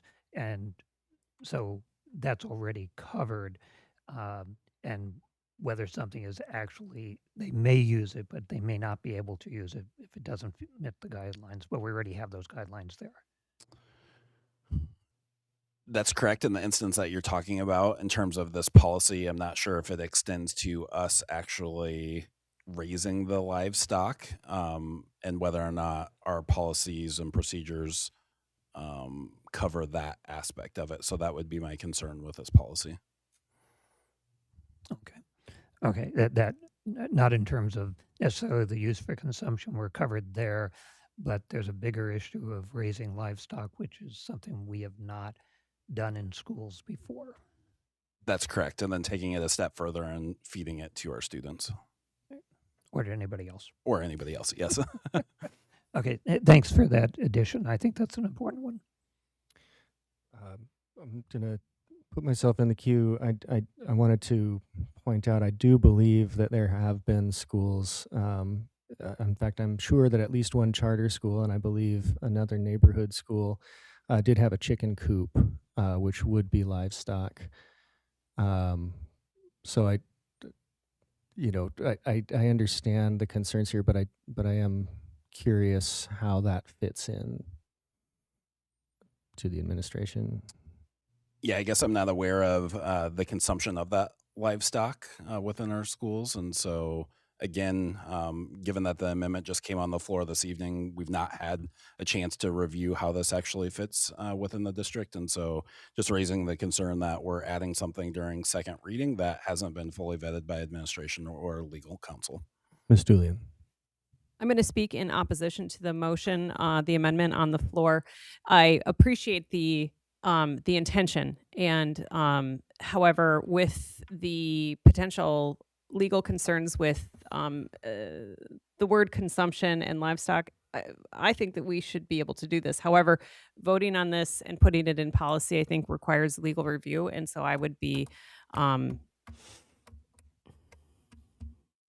I'm against doing that on the fly, and that's why I'm going to speak against. I'm not in favor of this. Mr. Dorn. Becoming aware of some of the broader concerns raised by administration, I will not be supporting this, and I think it's okay. I think we're covered in terms of the student education, volunteer experience, entrepreneurial projects, because it's included in the first paragraph where it says including educating students about That's those are actually included there. The second paragraph is really focused on the idea of fruits and vegetables, and which we have some experience with, and that the district meal and snack programs may make those available for student consumption. So I think that given the concerns raised on a broader basis than I was thinking originally, that I will not be supporting the amendment in that it is included. Those activities are included already, and it keeps the second paragraph more concise and focused. Mr. Wade. So upon consideration, because the second part of that paragraph strictly says may make this produce available for student consumption, and given the fact that produce does mean only plants and doesn't mean livestock, I seek chair approval to remove the word for consumption, just correction, consumption, because as was brought up around the district, livestock's already raised in schools, maybe for not consumption, but it's raised for education, volunteer experiences, or entrepreneurial projects. I'll second that. So we have a motion on the floor to amend the amendment to remove the word consumption. Mr. Wade, would you like to speak to the motion in any more? Specifically at North Pole, we raise bunnies. Like, We have a bunny that we use for our veterinary science classes, where the children are able to look at this bunny, examine muscles, go over it, really understand how to properly handle an animal. We're not raising it for consumption, fortunately. It's a really cute animal. But so I think it's important to include raised livestock in there because livestock includes a lot of things. And even behind when we are justifying what animals are and aren't allowed to be brought into a classroom for that education, there's already administrative policy dictating the paperwork that you have to go through to get that in there. So consumption is the only thing that's jumping out of bounds in this verbiage because it does not have legal counsel, and we already raised livestock, given the fact that they exist in our schools. They're getting older. Ms. Maple. I'm going to bring up again to my colleagues, we've spent 25 minutes on a sentence that is added in the final reading that has not had legal review, and we've established that and had consensus around that, and we're continuing to amend and amend and amend. And I think for the sake of being able to complete and pass this, that we have to be able to compromise and trust the work that we've done. This policy is not written for what's happening at one school. It is a policy that will be able to be leaned on, and the AR designed to back it up. And I would love to find a way to move forward. Thank you, Ms. Maple. I'll also note we do have additional items on the agenda. We have reports to read, a couple resolutions that were passed, as well as closing comments and negotiations in executive session. So, Mr. Dorn. Briefly, I agree. We're getting down to wordsmithing and actually wordsmithing one's own amendment. And the major concern that I see in that whole thing is raising livestock raises a lot of different issues beyond anything that's on the board there. And there are sanitarian guidelines that we also have to follow whenever we have animals in the schools. So I don't think the word change at this point changes the substantive concern of the original amendment. Ms. Julian. I'm fine. I can pass. Okay. Anything further from the board on the amendment to the amendment? All right. Ms. Richardson, will you please call the vote on the amendment to the amendment, which a yes vote will remove the word consumption, a no vote will leave the word there in the amendment. Colonel Foster? Yes. Colonel Campbell has left the meeting. Miss Charlie? Yes. Mr. Wade? Yes. Miss Hewitt? Yes. Miss Maple? No. Mrs. Hull? Yes. I didn't hear that. Okay. Miss Julian? Yes. Miss Carol Hubbard? Yes.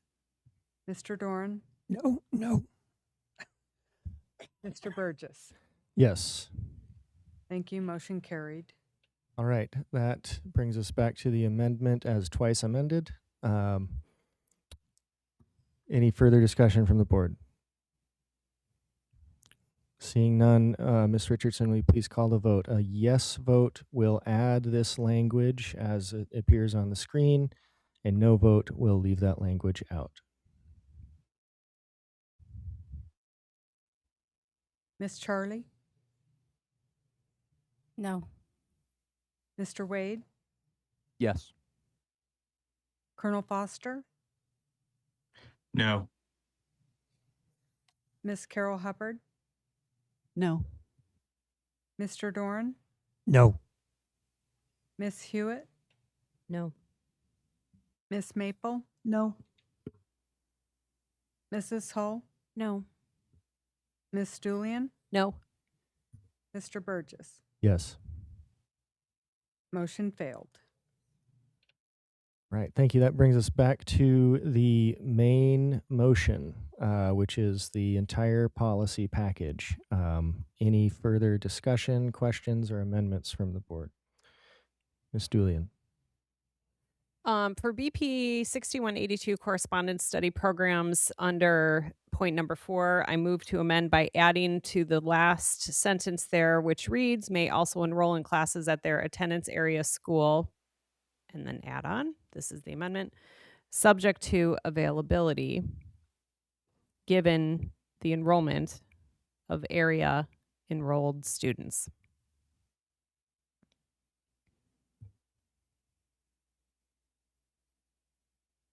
Second.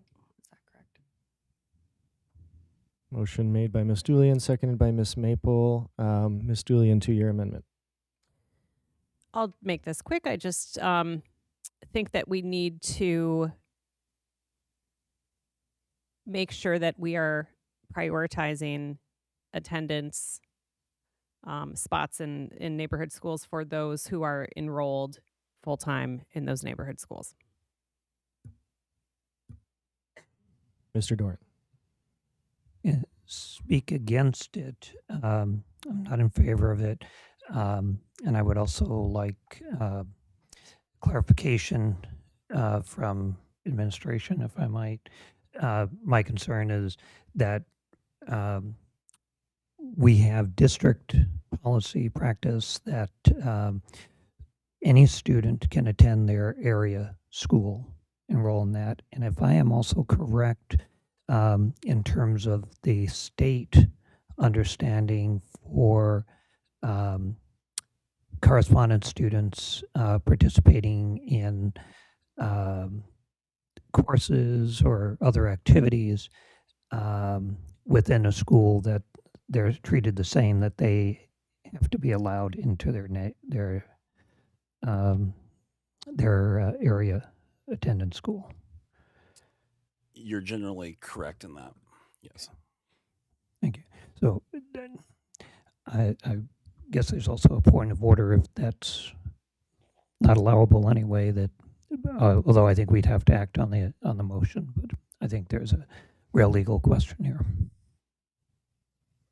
Ms. Maple. I appreciate Ms. Peterson bringing this issue up earlier in testimony, and appreciate the intention of Ms. Julian putting it forward, which is why I seconded it. And however, I hear the concerns and won't support it because of that. But what I would love to ask of the board as we are talking about our legislative priorities and the way that correspondence programs has come up in those conversations, that I think that this is a topic that we can come back to in another setting. Even the language that the district is operating a statewide correspondence, there's so many pieces to this that I think are kind of at a hot topic. That sounds silly right now in our state. So I think that this is an important point, but one that that I would seek to address in a different way.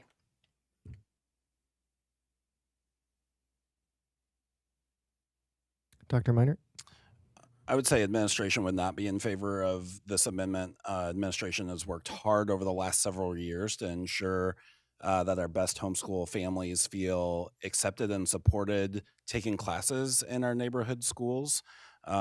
This is a competitive advantage for our school district to encourage best students to take classes in their neighborhood school if they would like to do that.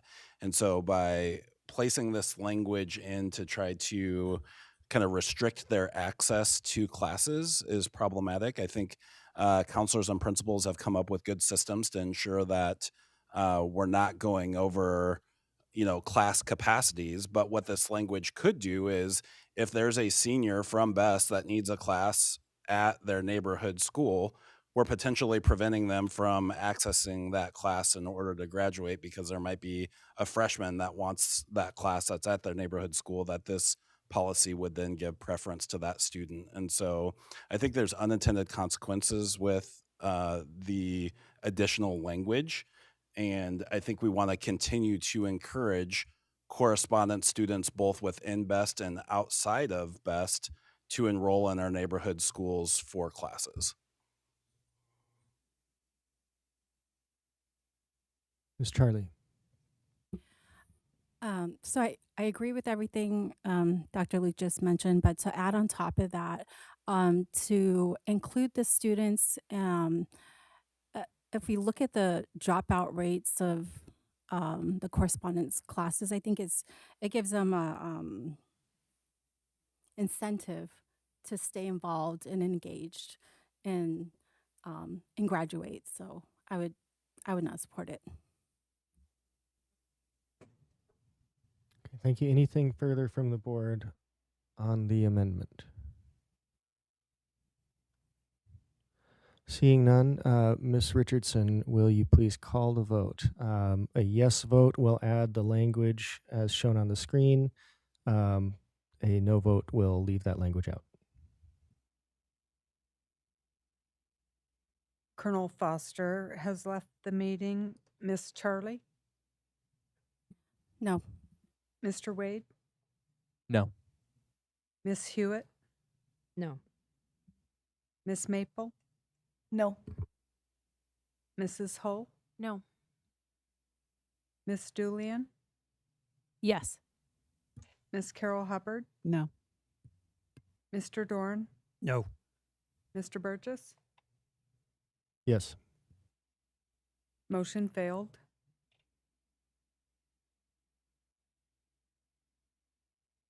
Thank you. That brings us back to the main motion as amended. This is for the whole policy package with the minor amendments that were made earlier. Any further discussion from the board? Okay, seeing none, Ms. Richardson, will you please call the vote on the main motion? A yes vote will pass this second half of Article 6 and make it our official policy, and no vote will send it back, I guess, to work session. Mr. Wade? Yes. Miss Charlie? Yes. Mr. Dorn? Yes. Miss Hewitt? Yes. Miss Maple? Yes. Mrs. Hull? Yes. Miss Julian? Yes. Miss Carol Hubbard? No. Mr. Burgess? Yes. Thank you. Motion carried. All right. Thank you, board. That brings us to information and reports. Our first one being Resolution 2026-12.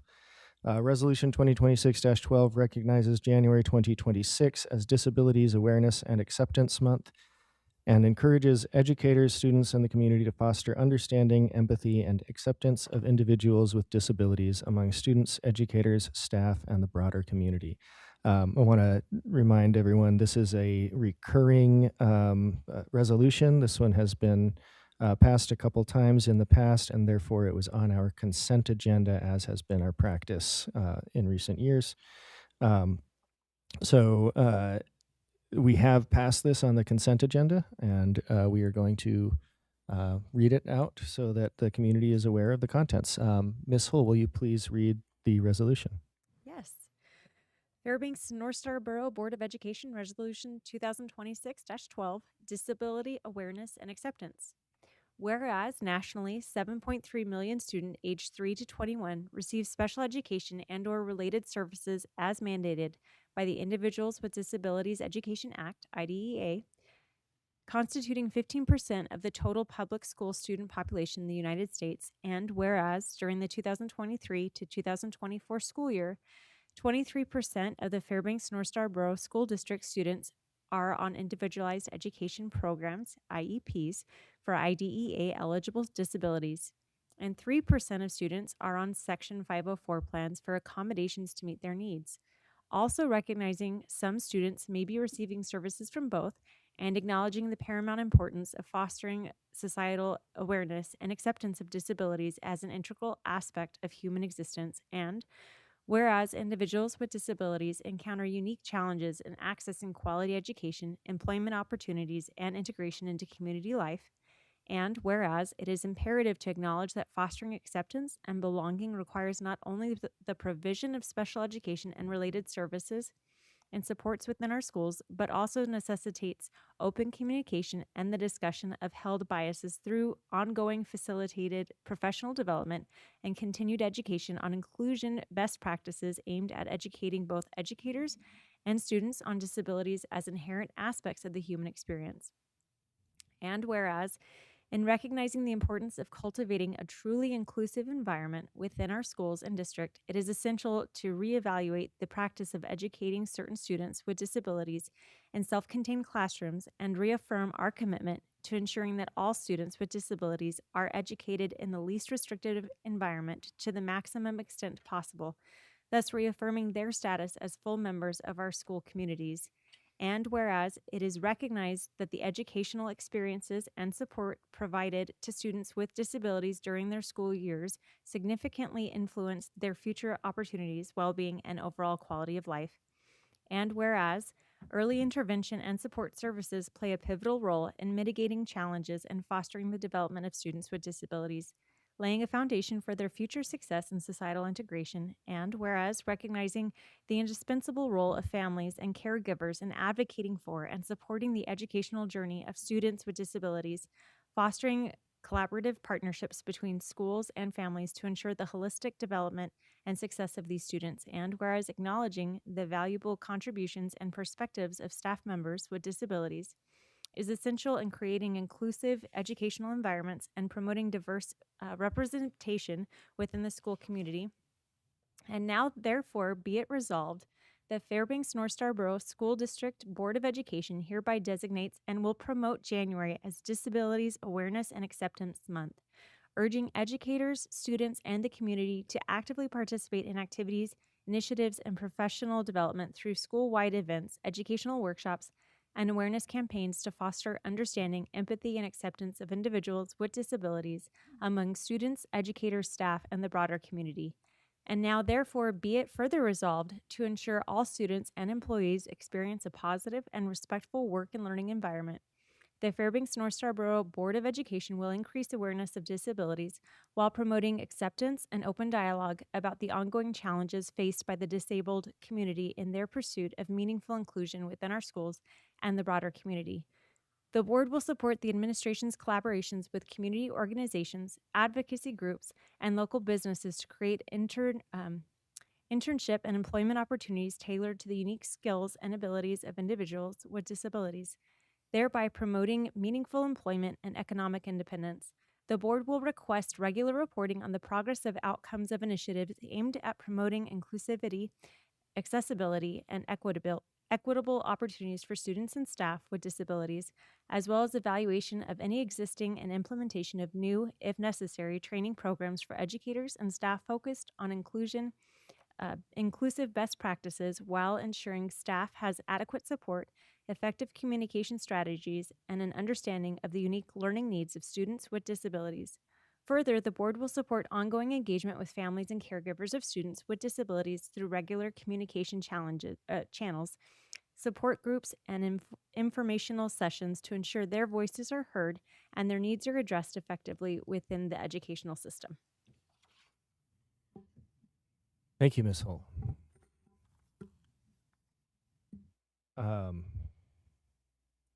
Any comments from the board? No. Okay. Moving on to the next agenda item, Resolution 2026-13, honoring Dr. Martin Luther King Jr. Ms. Maple, will you please read the, actually, sorry, I need to read my blurb first. It's School Board Resolution 2026-13 honors Dr. Martin Luther King Jr. and proclaims the week of January 19th, 2026 as a time for teachers and students to conduct special studies of Dr. King's life and achievements and to safely engage in service activities throughout the Fairbanks North Star Borough and School District. Ms. Maple, will you please read the resolution? Yes, Fairbanks North Star Borough Board of Education Resolution 2026-13 honoring Dr. Martin Luther King Jr. Whereas the Fairbanks North Star Borough School District envisions excellence and equity for all, and whereas Dr. Martin Luther King Jr. also dreamed of an outstanding education for all children, and whereas Dr. King believed education transmitted the accumulated knowledge of the human race as well as the accumulated experience of social living, and whereas Dr. King dedicated his life to justice, equality, and service for the greater good, and whereas the principles, oratory, and achievements of Dr. King are worthy of emulation, and whereas the third Monday in January, a national holiday since 1983, has become known as a day of service by which to honor Dr. King's legacy, and whereas a day of service empowers individuals, strengthens communities, bridges barriers, creates solutions to social problems, and moves us closer to Dr. King's vision of a beloved community. Now, therefore, be it resolved, the Fairbanks North Star Borough Board of Education honors Dr. Martin Luther King Jr. by proclaiming the week of January 19, 2026 as a time for teachers and students to conduct special studies of Dr. King's life and achievements and to safely engage in service activities throughout the Fairbanks North Star Borough and School District. Thank you, Ms. Maple. Any comments from the board? Ms. Julian. Thank you. I just want to share from a parent perspective because not everybody has children in the school district, students in the school district, but how important this resolution is and the resolutions that we pass. Last year, I have 3 students in the school district, all in elementary, and last year it was an incredible joy, and I had so much pride when my then 3rd grader came home. And during their walk to read, they had, so this is the walk to read, had learned some of Dr. King's speeches and learned about his life and learned about his full life. And it was really wonderful as a parent to hear through my child's eyes and through their words what they learned about this person. And I think it made an impact on my own children. And I know that it makes an impact. So these resolutions are important. And I'm in particular wanted to share that personal story about this one. Thank you. Anything further from the board on this subject? Seeing none, that brings us to our next agenda item, which is board member and superintendent comments. I do want to remind the board that we have another agenda item after this. I know this is usually our last one, but we do have an executive session coming up here. So please be conscientious of time and keep your closing comments as short as possible. I'm going to ask you to try and limit it to 5 minutes. Mr. Wade. Nothing to report. Thank you, Mr. Wade. Ms. Carol Hubbard. Nothing, thank you. Ms. Hull. So I just wanted to say that coming into the board without having been in a work session, having to vote on stuff, it is hard. And I like conversations because I like information. And so a lot of the information that had been emailed me to the last little bit was new information to me because I'm a new board member and I was not able to participate in the work sessions. And so there's questions that I had and other little details that I would have liked to have worked out. And my end goal was actually just to move that one part to a work session. So that way some of the things that I wanted to address could have been talked about. But I just want to make sure that that people know that I'm not in support of banning books. I'm not interested in that. I wanted to have conversations. So thank you. Thank you, Ms. Hull. We'll go to Ms. Hewitt. Yeah, I just wanted to say that first and foremost, after the announcements that Colonel Campbell had, that mental health matters and suicide doesn't care how much money you make, how old you are, what job you have. Check on your neighbors, check on your friends and the people around you, and share your joys with them and your stories, because we're all in this together.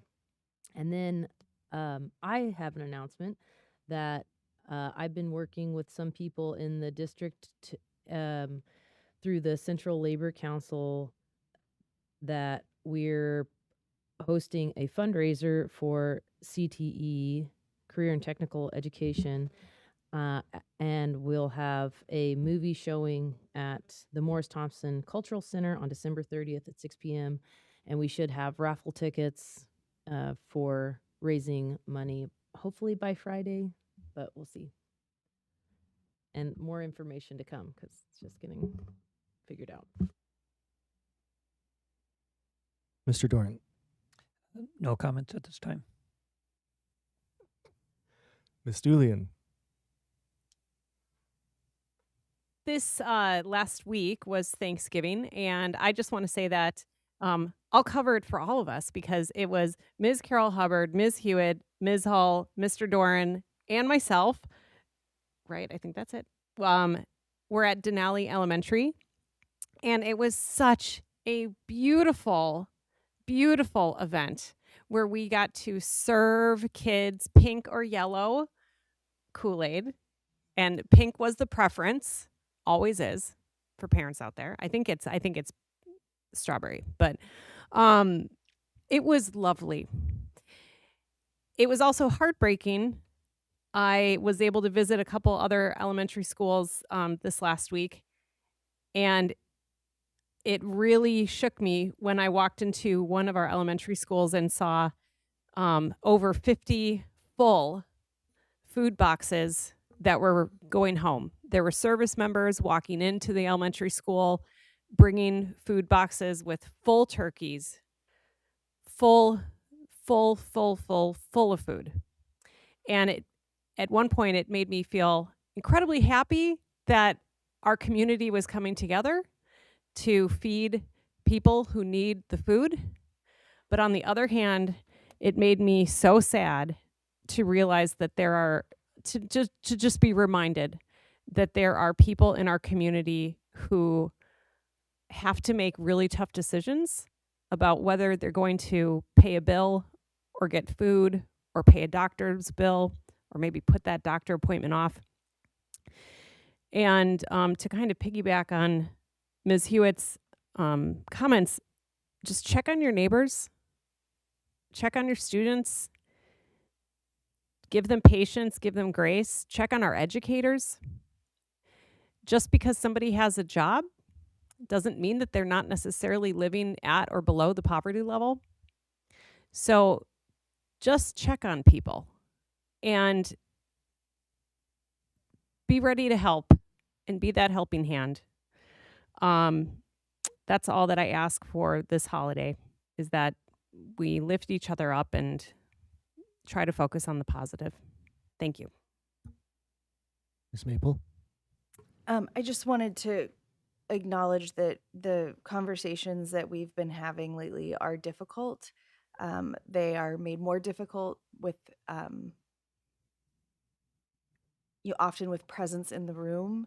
And there was a point earlier that a fellow board member said, I don't want to be divided. And I just wanted to share that I, even in the tough conversations that we had this evening, where we might not all see eye to eye, I don't feel divided. I feel really proud of this body for having hard conversations in the public eye and doing it respectfully. And I'm appreciative to every single one of you for that. And I'm really excited that Ms. Hewitt came to one committee meeting with CTE and one coffee conversation and then pulled off getting a fundraiser going. And I can't wait to support it. So thank you. Thank you, Ms. Maple. And I'll just note, so this is our only regular meeting in December. We will have some work sessions and committee meetings. But because of that, I wanted to just say happy holidays to everybody. I say happy holidays. I celebrate Christmas at home, but I say happy holidays because I don't know what other people celebrate. And I know there are many, many holidays this time of year in different cultures and religions. And I want everybody to have the happiest holiday possible. I also want to recognize, as other members have mentioned, holidays, this can be a hard time of year. Not just because of holidays, but because of the diminishing daylight and all sorts of other hardships. And this year's might be particularly hard because many of the things that are going on in our nation and the hardships that families are experiencing. So with that, I wanted to remind everybody of the Suicide and Crisis Lifeline, 988. If you are feeling as if you are in crisis or you know someone who is in crisis, call 988, get some help, talk to a counselor, talk to friends, reach out, and as Ms. Julian said, check on your loved ones as well. Don't assume that everybody's okay. There's a lot of reasons that people have a hard time this time of year, and really any time of year, but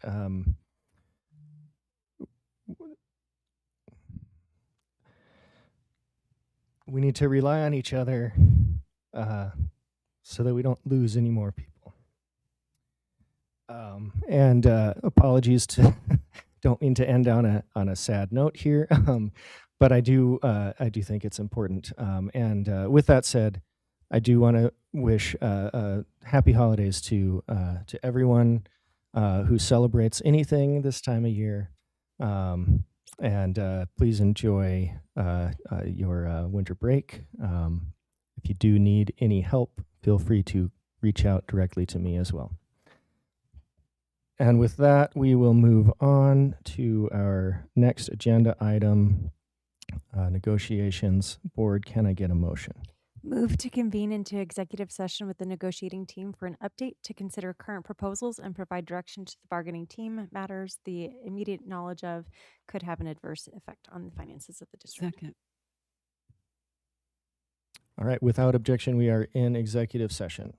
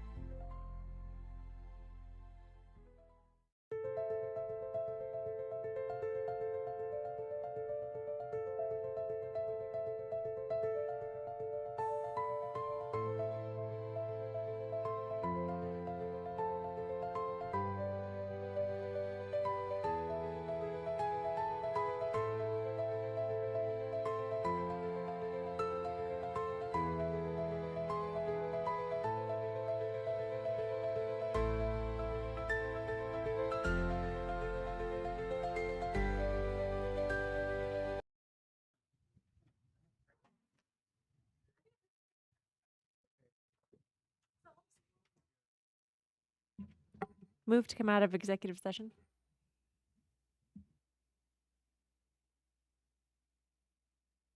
All right, without objection, we are out of executive session. Move to adjourn. Second. Without objection, we are adjourned. Thank you, board.